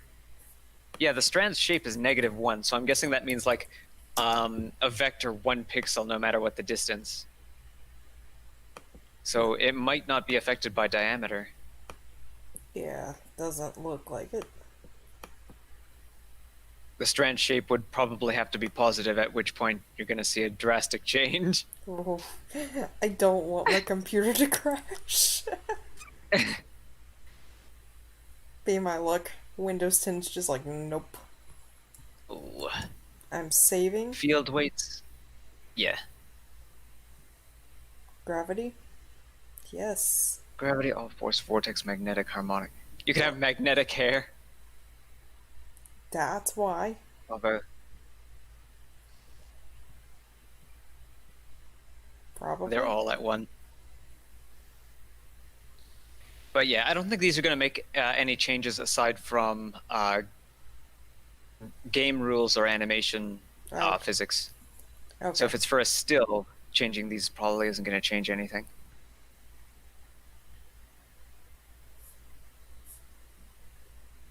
Force field settings, self-effect, effector amount. Vertex groups, textures. Textures for hair. That I'll have to look into separately. I can only speculate as to how that would work. Mm-hmm. Hovering over it might give some clue. Mm-hmm. But I'm guessing that it wouldn't be of much use to us. Let's see if the Blender manual has any tips. Blender manual hair.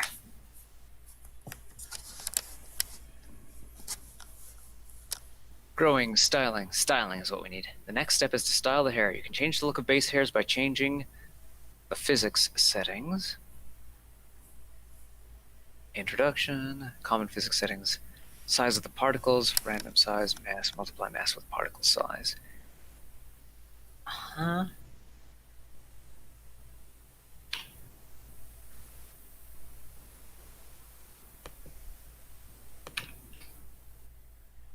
Particle system emitter physics. Okay, so if I go into my particle system, which is the hair itself, emission? No, we've already messed with that.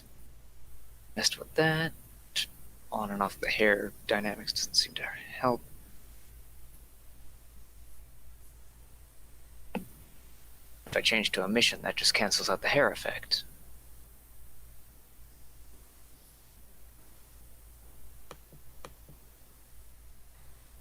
A more advanced way of changing hair appearance is to use children. This adds child hairs to the original one and has settings for giving them different types of shapes.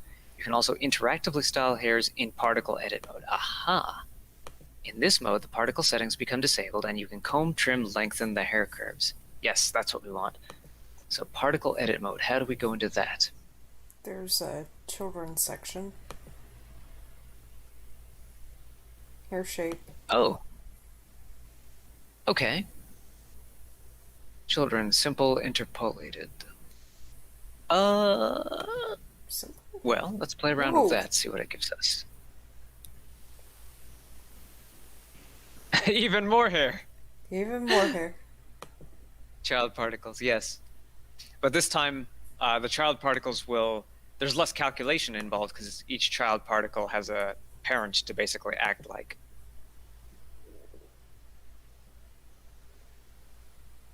Parting is a nice little Uh-huh. clumping. So let's see how that works. Use clump curve. Now. I'm not sure how that would work.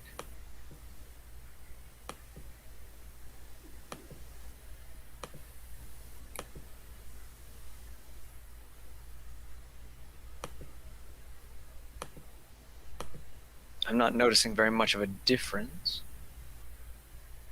Oh yeah, notice using a curve, I guess, would generally give you a more natural looking change. And then you would edit the curve by dragging bits of it up and down. Ooh, you can give her wavy hair. Braid. Or spiral hair, or braided hair. Either way, this just looks cursed right now. When it's that dense, yeah. I guess this would be like the spiral would be for like if you want the twin tail drills. Anime style twin tail drills. Yeah. Whoa, wrong button.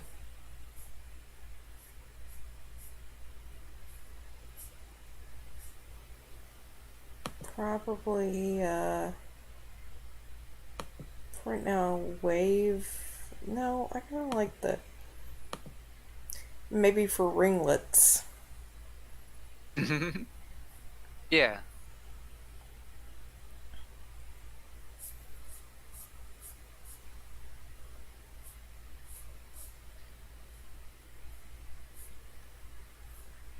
Well, Let's see. I was gonna check initial velocity in the normal direction, so that's correct. Create a simulation, check the hair dynamics box. and okay. Blender's just kind of being silly.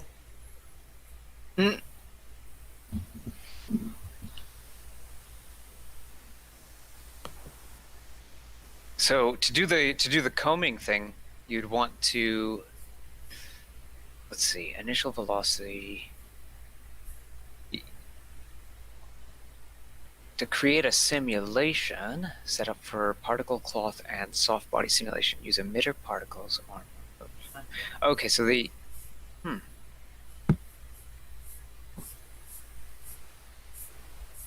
I'm guessing that the hair settings that give you are basically a subset of the emitter mode.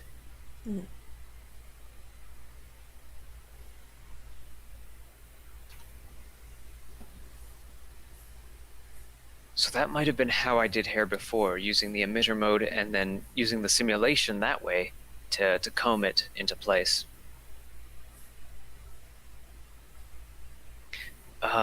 With cycles, you can render hair with specialized hair BSDFs. So there's a couple of different hair settings aside from particles as well.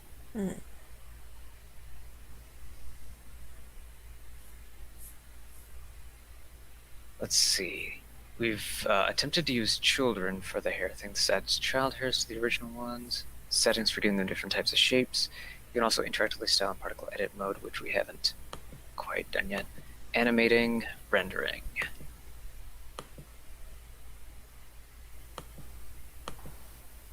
I'm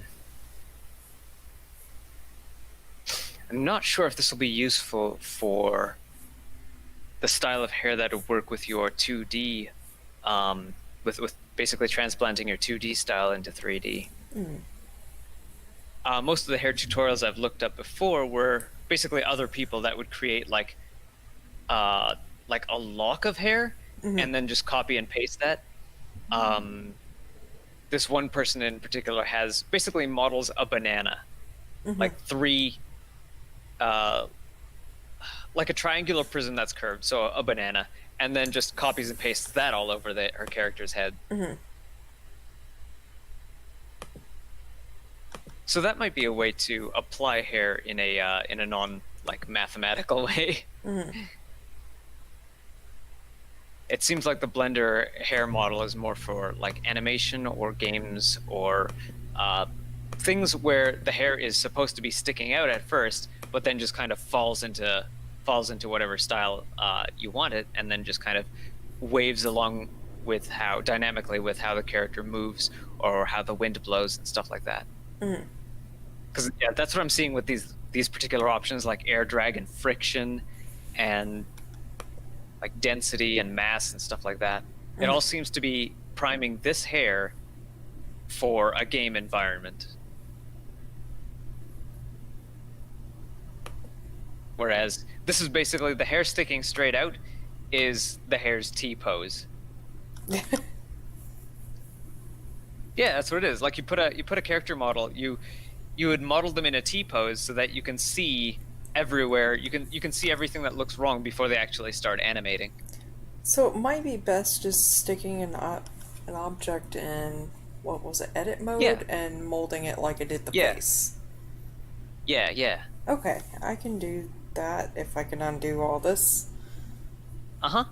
So for particle settings, well, change it to emitter.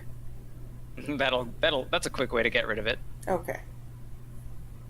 Then Well, just... I mean, it doesn't totally get rid of it, but it basically undoes all the work that you did in hair. Yeah. Although it is still saved there if you want to bring it back later. Yeah. So, like, changing it back to hair will immediately put it back the way it was. Yeah. Well, I could probably exit this mode here and just... So the upper left menu of each of these panels lets you change it to a different panel. So you could change this back to the rendered view if you want. It should be 3D view.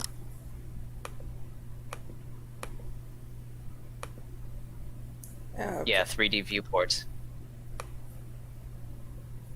And then you can manipulate the view just as you would in your main view window.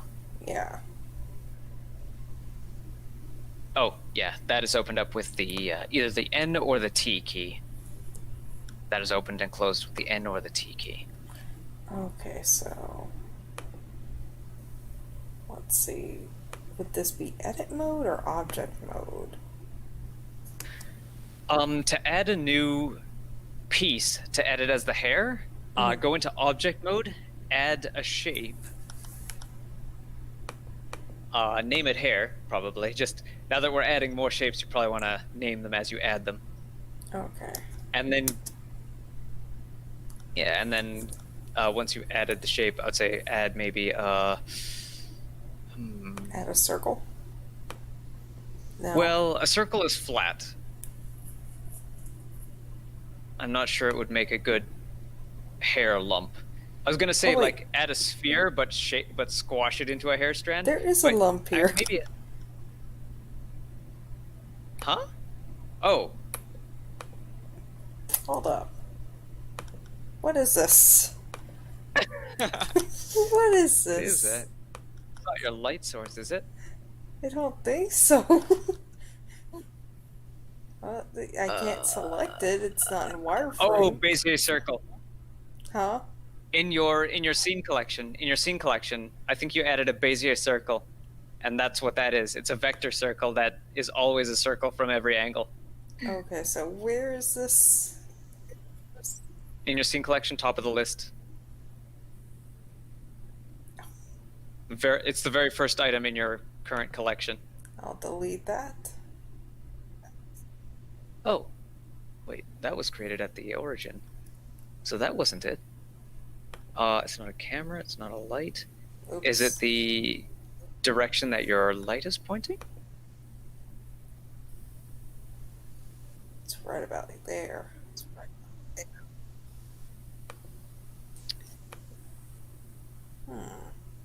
Oh wait, it might be the emitter from the particle settings. But we didn't set any settings for that. Alright. The quad sphere, as you can see, like all the objects in your scene collection are unfoldable. So maybe unfold the quad sphere and see what's inside.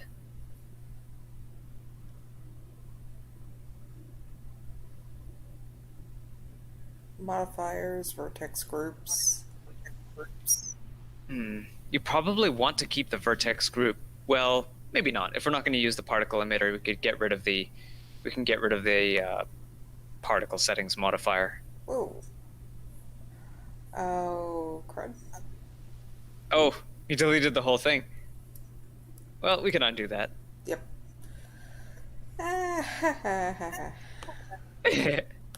All right, go into modifiers. To just delete the modifier, go into your into the wrench tool way at the bottom. And then... Yeah. And then X that out. Wow. Oh, it doesn't have an X on it. Okay, in that case, real-time display modifier and viewport. There's got to be a delete modifier. Settings are in the preview tab. What happens if you click convert?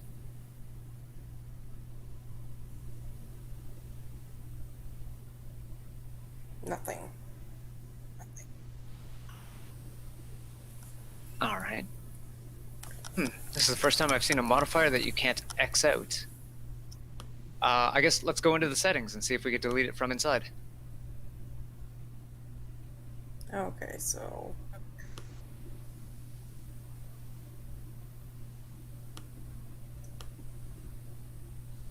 Unlink data block, press, Aha, that's where the X is. okay.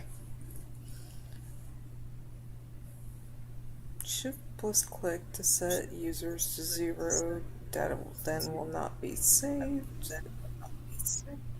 Let's see. Shift plus click. Oh yeah, Blender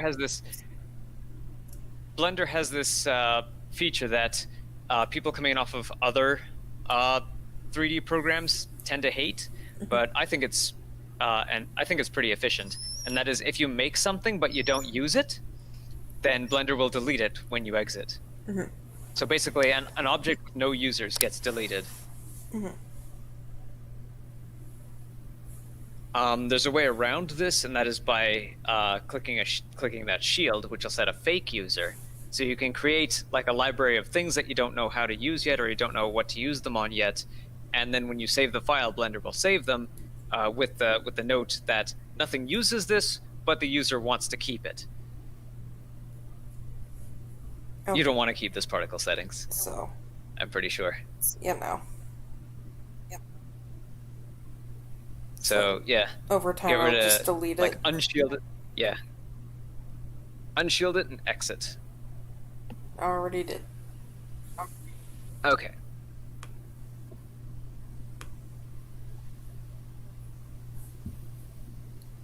Like, this isn't wireframe, so I don't think it's something that's... Yeah, it enough. seems like a node for something else, but we can't seem to interact with it. Let's see. I wonder...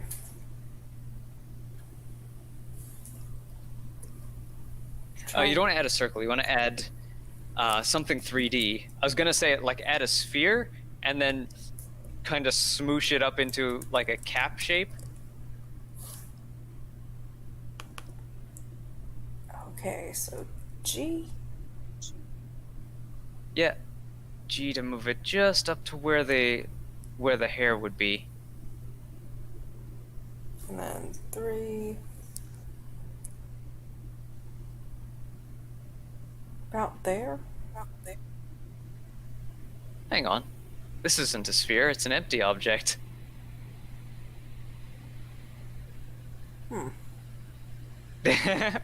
I'm looking at your scene collection. It's an empty object is basically a nothing, but it's a nothing that you can attach some things to. It's it gets complicated, but it's a useful kind of complicated. Okay, so UV sphere? Yeah. There we yeah, go. a UV sphere would be good. There we go. Maybe open the add UV sphere menu at the bottom, make it a little bit more detailed. Where? Oh, wait, it's changed into a move menu.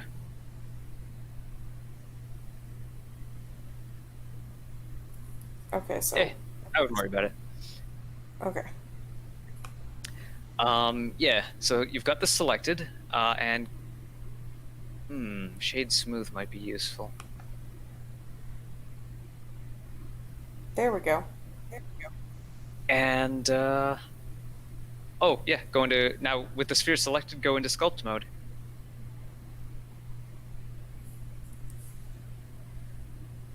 Now let's smoosh this into a cap of hair. Oh yeah, you might actually want to hide the head. Hide. Oh. Well, I'd probably need to have it modeled on there. Yeah. All right.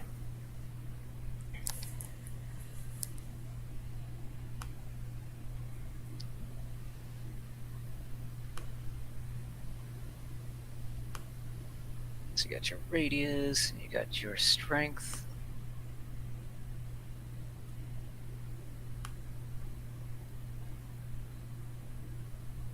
It's like a really big bun. Trying to morph it over a little bit at a time. With a radius that big.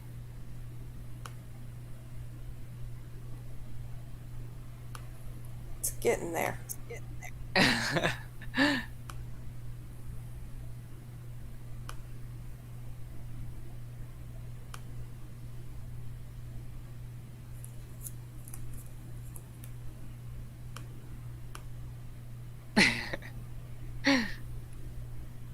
The biggest bun. One of those giant buns. I don't know.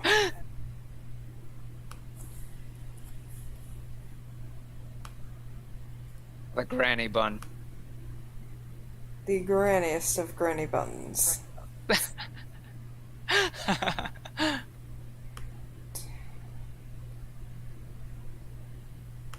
This might be something you could also like draw the texture onto.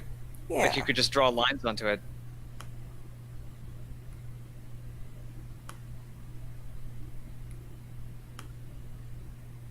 You'll probably want to set seams so that you'll be able to guide your drawing a little better. Mm. Actually, it's probably a good practice to just learn how to do seams anyway before going into texturing.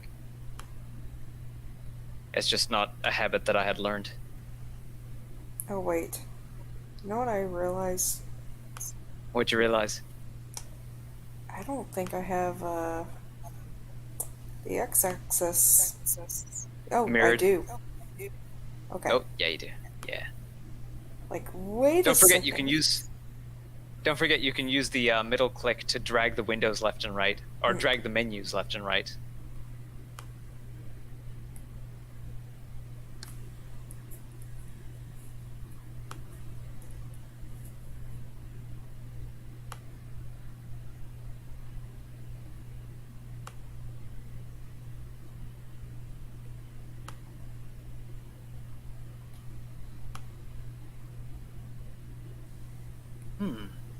On the other hand, you might be able to use the BSDF shader. Whatever it is. Yeah, you could use this to give it its own hair texture without having to paint it on at all. Possibly. The manual did mention something about a like a hair shader.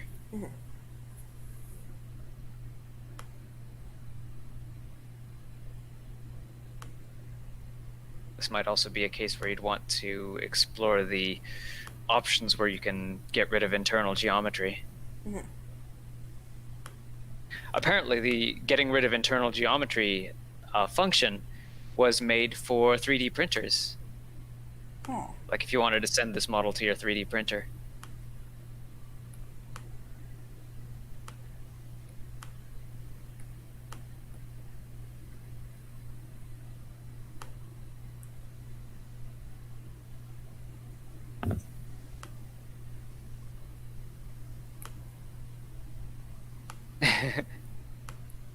Adding the little waves manually. Yeah.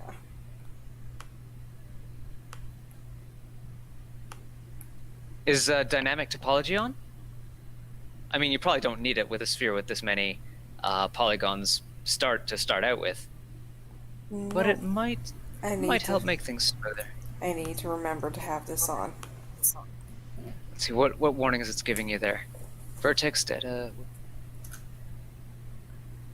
Oh. Vertex data detected. Dintopo will not.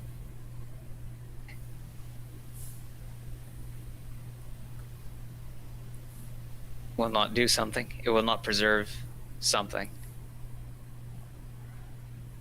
Which, I mean, it's fine for something like this. Probably not super important.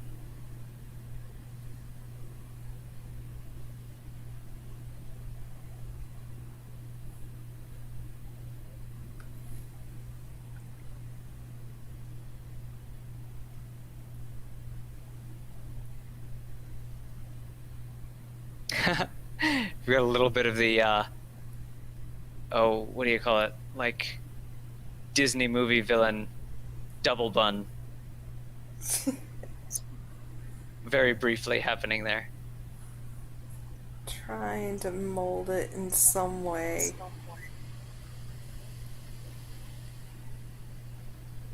You know, I could probably do that twist feature. Aha! Maybe do an inflate like right about here.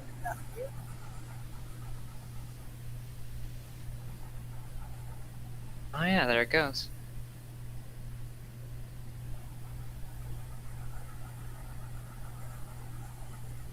It's not really showing much. Okay, maybe it's Fly just around the model a bit.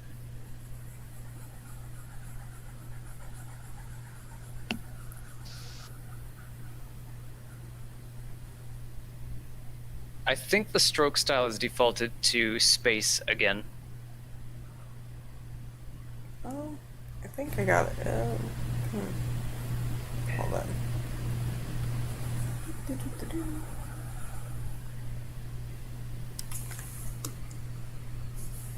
No. Hold on.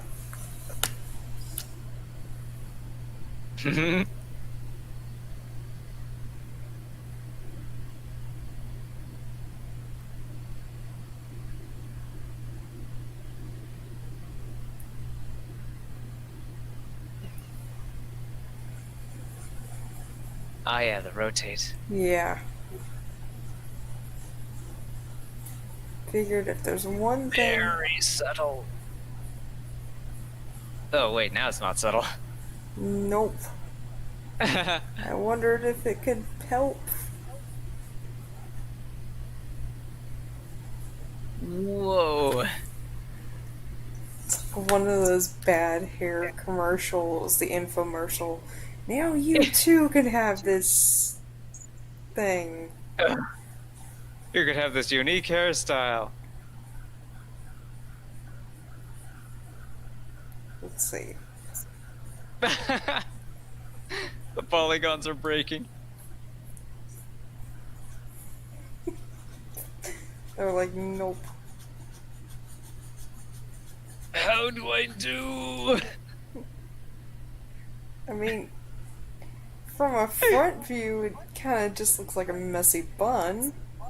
Yeah. But on this end, It's like twisted aluminium foil. kind of reminds me of what was it? Riku's hair a little on Final Fantasy X.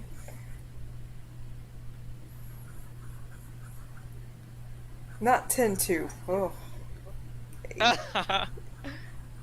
Oh man. I wonder if we're ever gonna get through that. It's gonna be hard.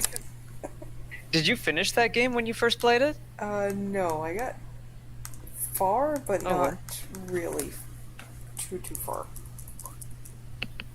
Did you get, like, the impression that I'm kind of getting out of it?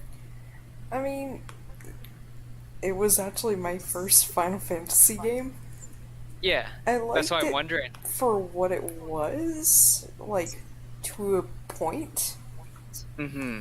But it was kind of hard getting down past that first bit. Ah, okay. Especially with like the concert and then the fan service, and it's like Yeah. I'm uncomfortable. Yeah. Like, I think we're getting near the end now. Like, we've solved a bunch of the mysteries and stuff. Oh, there's still a lot. Oh, man. There we go. It's starting to maybe like a top bun situation if I could kind of, You want to pinch that middle a bit? yeah, pinch.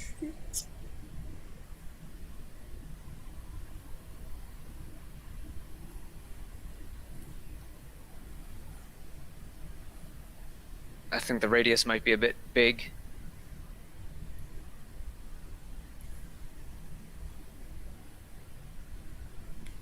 You just want to pinch that small area in there. Or maybe crease it. Maybe emphasize the crease in there with that. Hmm. There we go. Yeah, there we go. Now we're seeing some difference.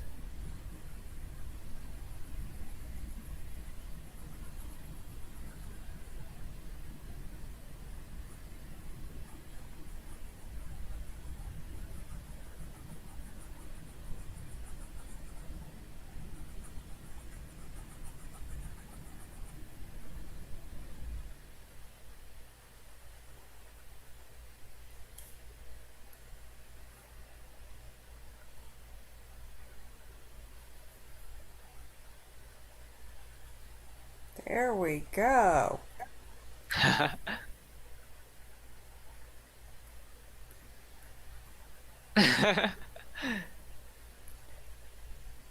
I'm learning. Yay.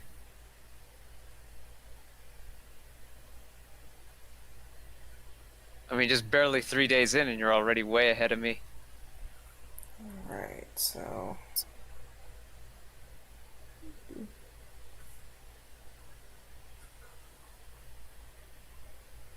We just got to give it kind of a softer texture because now it's starting to really look like clay. mhm.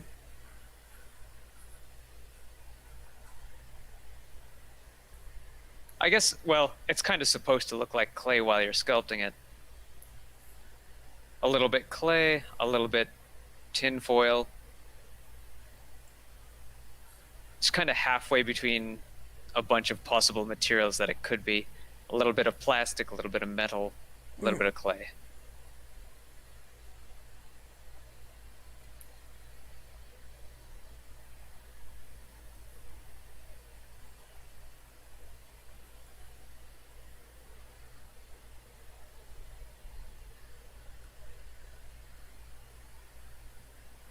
Could use this for like splits in the hair. Mm-hmm. Oh, maybe not that drastic. Yeah. Okay, never mind.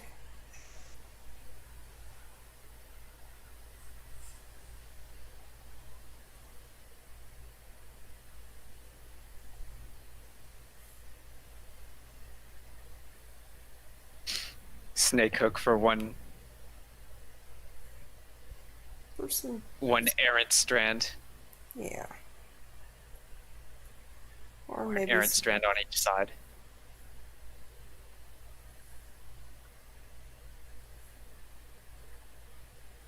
And it's being difficult.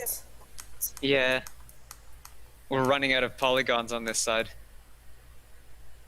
And we can't turn on dynamic topology because there's vertex data. Which I don't quite understand because we just added the sphere. When did we, like, I'm trying to think of, like, when did we add the vertex data to this? Not sure. Unless, did you unwrap it before going? Did you UV project it before going into sculpt? Because that would add vertex data. I think I added more polygons to the sphere.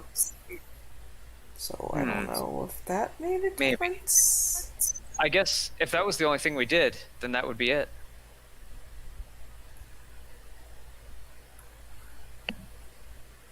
Can't do strands in front, but I can do some minor hair Yeah, lighting in back. yeah, and that's looking pretty good. I mean, all we're really doing here, without dynamic topology, is stretching the polygons that are there. Mm-hmm. The snake hook mainly is supposed to pull, like, basically just what you see there. It's supposed to pull long, squiggly strands out of a surface, out of an otherwise flat or curved surface. And in doing so, it would add lots of polygons as you do it. Mm-hmm.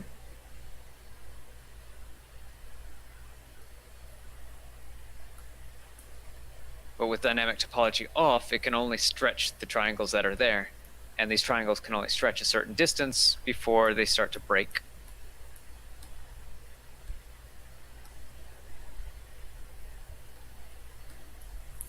Might as well work on adding a little bit of texture here.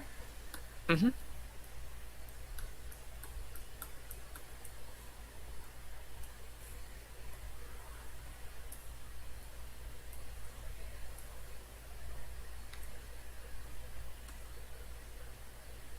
Is this, like, did you take? Nah, none. None. Oh. Yep. Nope. I was in a very small private school. Like, I was only in one that had some extracurricular activities, but most of them, the most I saw was an arts and crafts class, Hmm. and that was always, oh, let's glue pieces of paper to this. And I'm like, I don't want to because it just. Macaroni art. Yes, macaroni art. Okay, this looks like a heart. I'm stopping there. Okay. It just looks so cute. Yeah. You know, I saw like a trend in indie art on Twitter seeming to come up, and that is the uh heart-shaped ahoge. And do you know what an ahoge is? Mm-mm. It's a Japaneseism for idiot hair. And it's basically that one strand of hair that stands up on a character's head and makes them look like an idiot. Well, I mean, the character is usually an idiot who has the ahoge. Mm-hmm. And yeah, the heart-shaped ahoge is an ahoge that comes out at an angle and then dips in the middle of their head and then goes around before ending at a point. So I guess that'd be for someone who's both an idiot and charming. Charming idiot. Yeah, the charming idiot.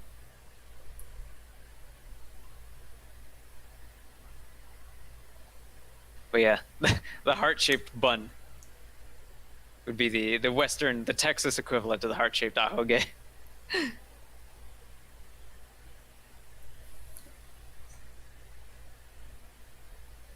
Well, that works.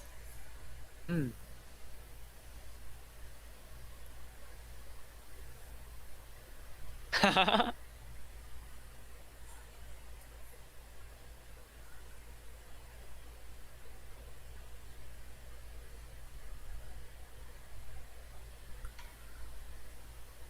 Unintentional wavy bangs. There we go.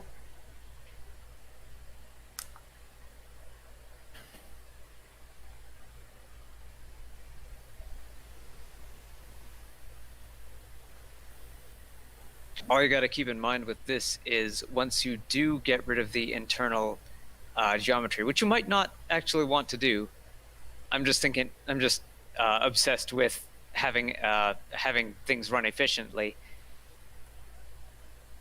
But yeah, if you do get rid of internal geometry, you won't be able to sculpt like this, particularly um,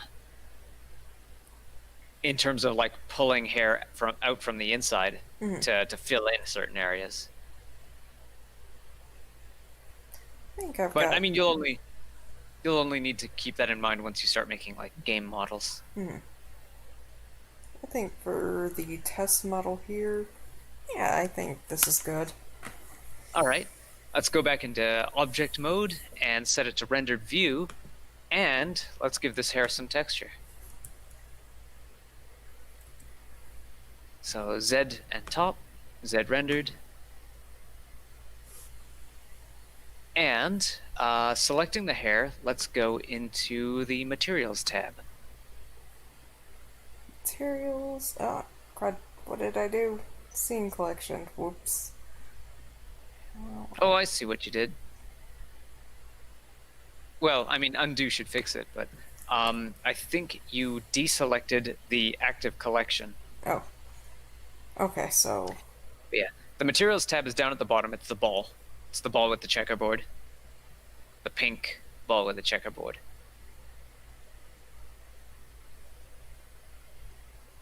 So texture properties. Oh, no, wait. That's the bottom is brush texture. Sorry. The ball is what you want. Yeah, that's the one. Ball for materials. New material. Probably want to name it hair material rather than material.003. Hair. Okay. So scrolling down, we should get... Well, we might want to keep an eye out to see if principled BSDF hair is a thing. Or principled hair BSDF.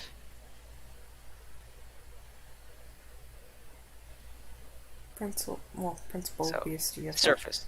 We have principled BSDF. What else do we got? What other options does it give us? Hair. Aha. Color, I would say... Yeah, trying to think.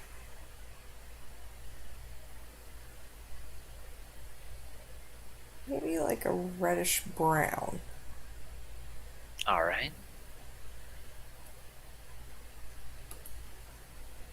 Okay. Now, under that we have a thing that says, well, under hair BSDF we have a menu that is reading reflection. I'm wondering what options would that give us? Reflection and transmission. So I guess transmission would be see-through hair. Ooh. So reflection is probably what we want.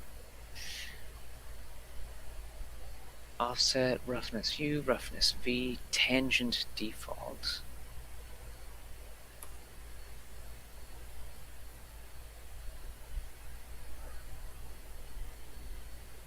So if we mess around with this a bit. Blend mode opaque, shadow mode opaque. Those are fine because we don't want transparency. Screen space refraction. These are the options that I'm seeing when I was trying to create metallic and glass textures. Mm-hmm. So those were probably not what we want, unless you want shiny hair, which you probably want the hair to be a little shiny. Mm-hmm. Volume settings. Let's open up the volume menu and see what we got there. Volume. Oh. None. Principled hair BSDF. Up at the top there. Aha. So direct coloring, good. Might want to make it, yeah, a little lighter. Because, like, I'm still just seeing black there. Yeah, same here.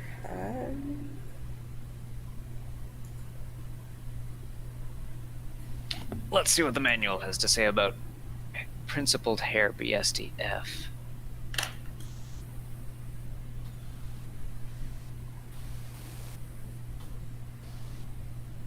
Principled hair BSDF. So realistic hair should have a minimum of variance between each strand. Yeah, the shader allows for this by specifying two values.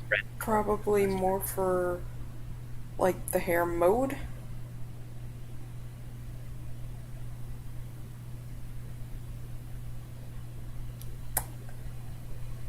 Inputs, the RGB color of the strand, only used in direct coloring, which is what we're using, right? What is it? If you scroll down to where you have principled hair BSDF, Yeah. direct coloring, good. chosen color is converted to an absorption coefficient with the following formula, and then a whole bunch of math, where beta n is the radial roughness of the hair after applying randomization, if specified. So then it's got a bunch of pictures as examples, which I'll just link the page to you in your art Discord. Mm. So coloring hair using it looks pretty fancy so far. Melanin, absolute quantity of pigment, range 0 to 1, equivalent of 0 to 100%. So if it's at 100%, it looks like the hair will be black. Mm-hmm. So what do we have here?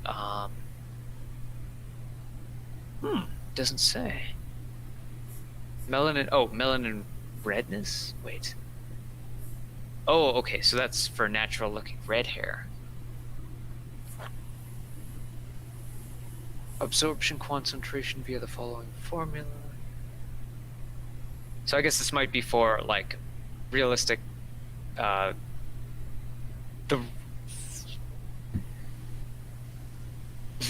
we would probably need a brighter light to get this kind of effect out of the hair. Radial roughness is how much the glints are smoothed in the direction of the hair tangent. So that also makes the hair look really fancy. IOR, index of refraction, is probably the thing that I would mess with the least, because the setting that it defaults to is realistic. Mm-hmm. And everything, like a small change in that will, like the default value is 1.55. At 1.0, rays pass straight through like in a transparent material. Higher values give more refraction. And I'm not sure how refraction would work in hair. Random color, random roughness, random properties, color parameterization. Direct coloring, choose the desired RGB color and the shader will approximate the necessary absorption coefficient. So can we mess with the absorption coefficient? Because I think it is absorbing too much. Absorption. Where is it? What we want, I believe, is a low absorption coefficient to match with our low light. Because right now it seems to be absorbing all of the light. Mm. This is just this is just a guess, though. But if we could mess with the absorption coefficient, that might fix why we're seeing black hair instead of brown. Mm. Where is it? I'm keeping an eye out. What if we... Oh, no. Viewport display, color, metallic roughness.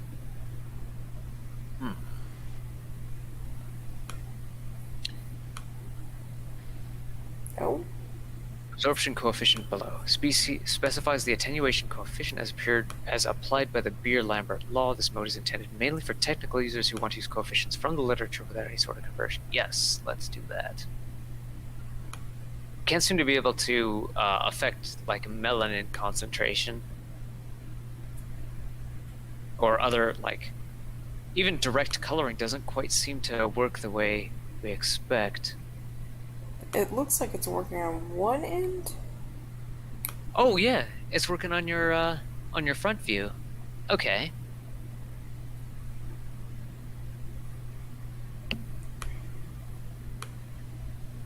Let's see, on that one you've got shaded solid, I believe. Mm. But hypothetically, it should show up in your rendered view as well. It might be that we need a stronger light source, but I'm afraid that if we make it, if we light it strongly enough to show the hair, then it will it'll overlight the rest of the face. Mm.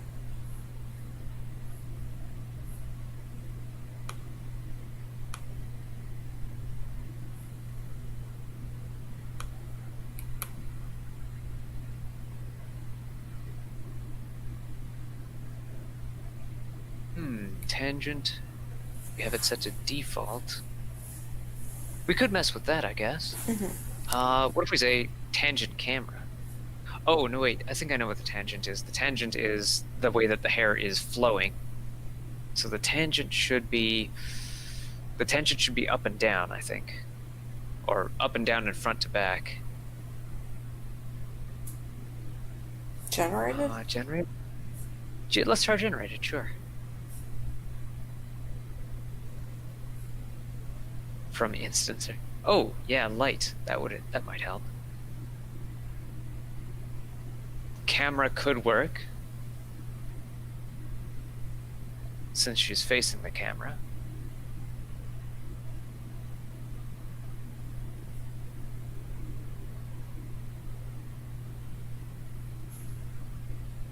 So, I'm not sure if it's... Offset? Offset would be... Let's see, it's showing it in degrees, so I'm not sure. I want to say, like, if you're applying a texture, then the offset would move that, like, it would help you move and realign the texture. But in a degrees, I'm probably going to say that it would change the tangent.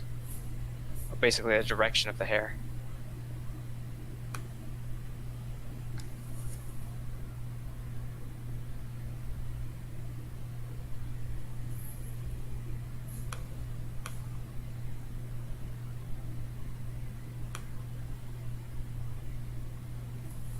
Back to the manual.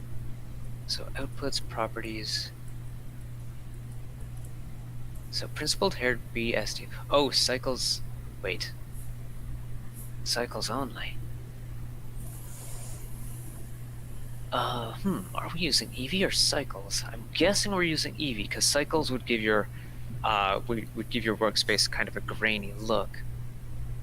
If you hover your mouse into your main viewport and press space and type cycles, let's see if that shows up any options. Nope. All right. Maybe it should be in edit mode? Oh wait, it's not even in render. Oh wait, it isn't. Yep, never mind. I'm not thinking. Edit mode is when you want to move the individual vertices around. Object mode is probably where you want to be for this.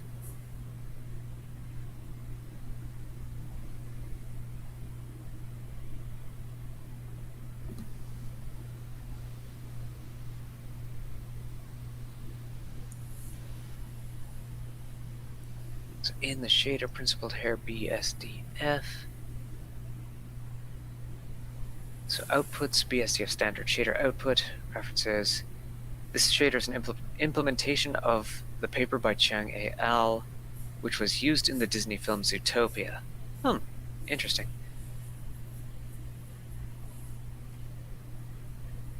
But yeah, it looks like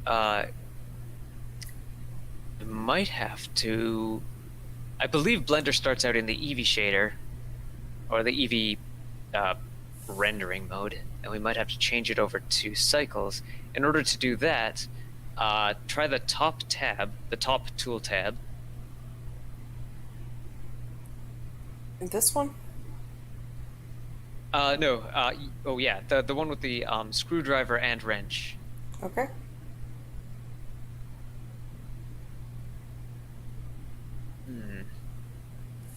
Options, transform effect only.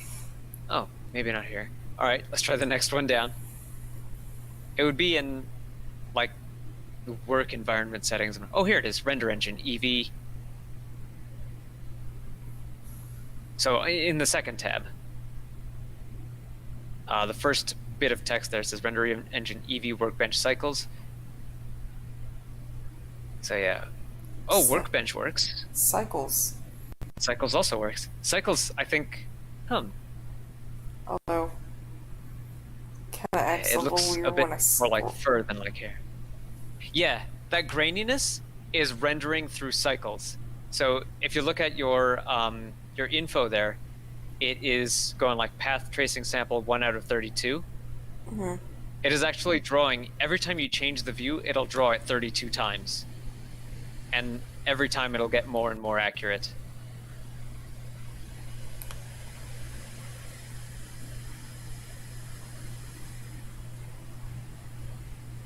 The first draw is super rough, just to sort of like hash out where everything is. Although, considering the low poly situation, it doesn't look bad considering. Mm-hmm. All right, we can go back into the materials now and mess with them a bit more. Yeah.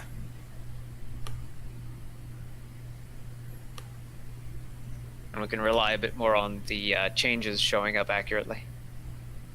Trying to match more to those eyebrows a little. Mm-hmm. Oh, you know what? Probably. I don't know. You know what? I'm leaving it. It looks cute. Good enough.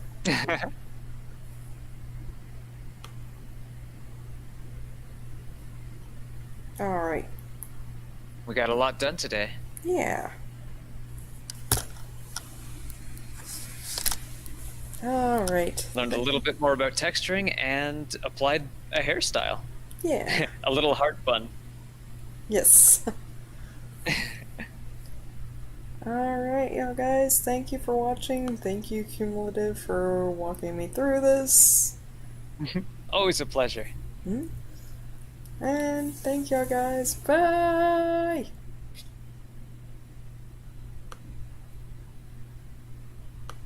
Ending stream.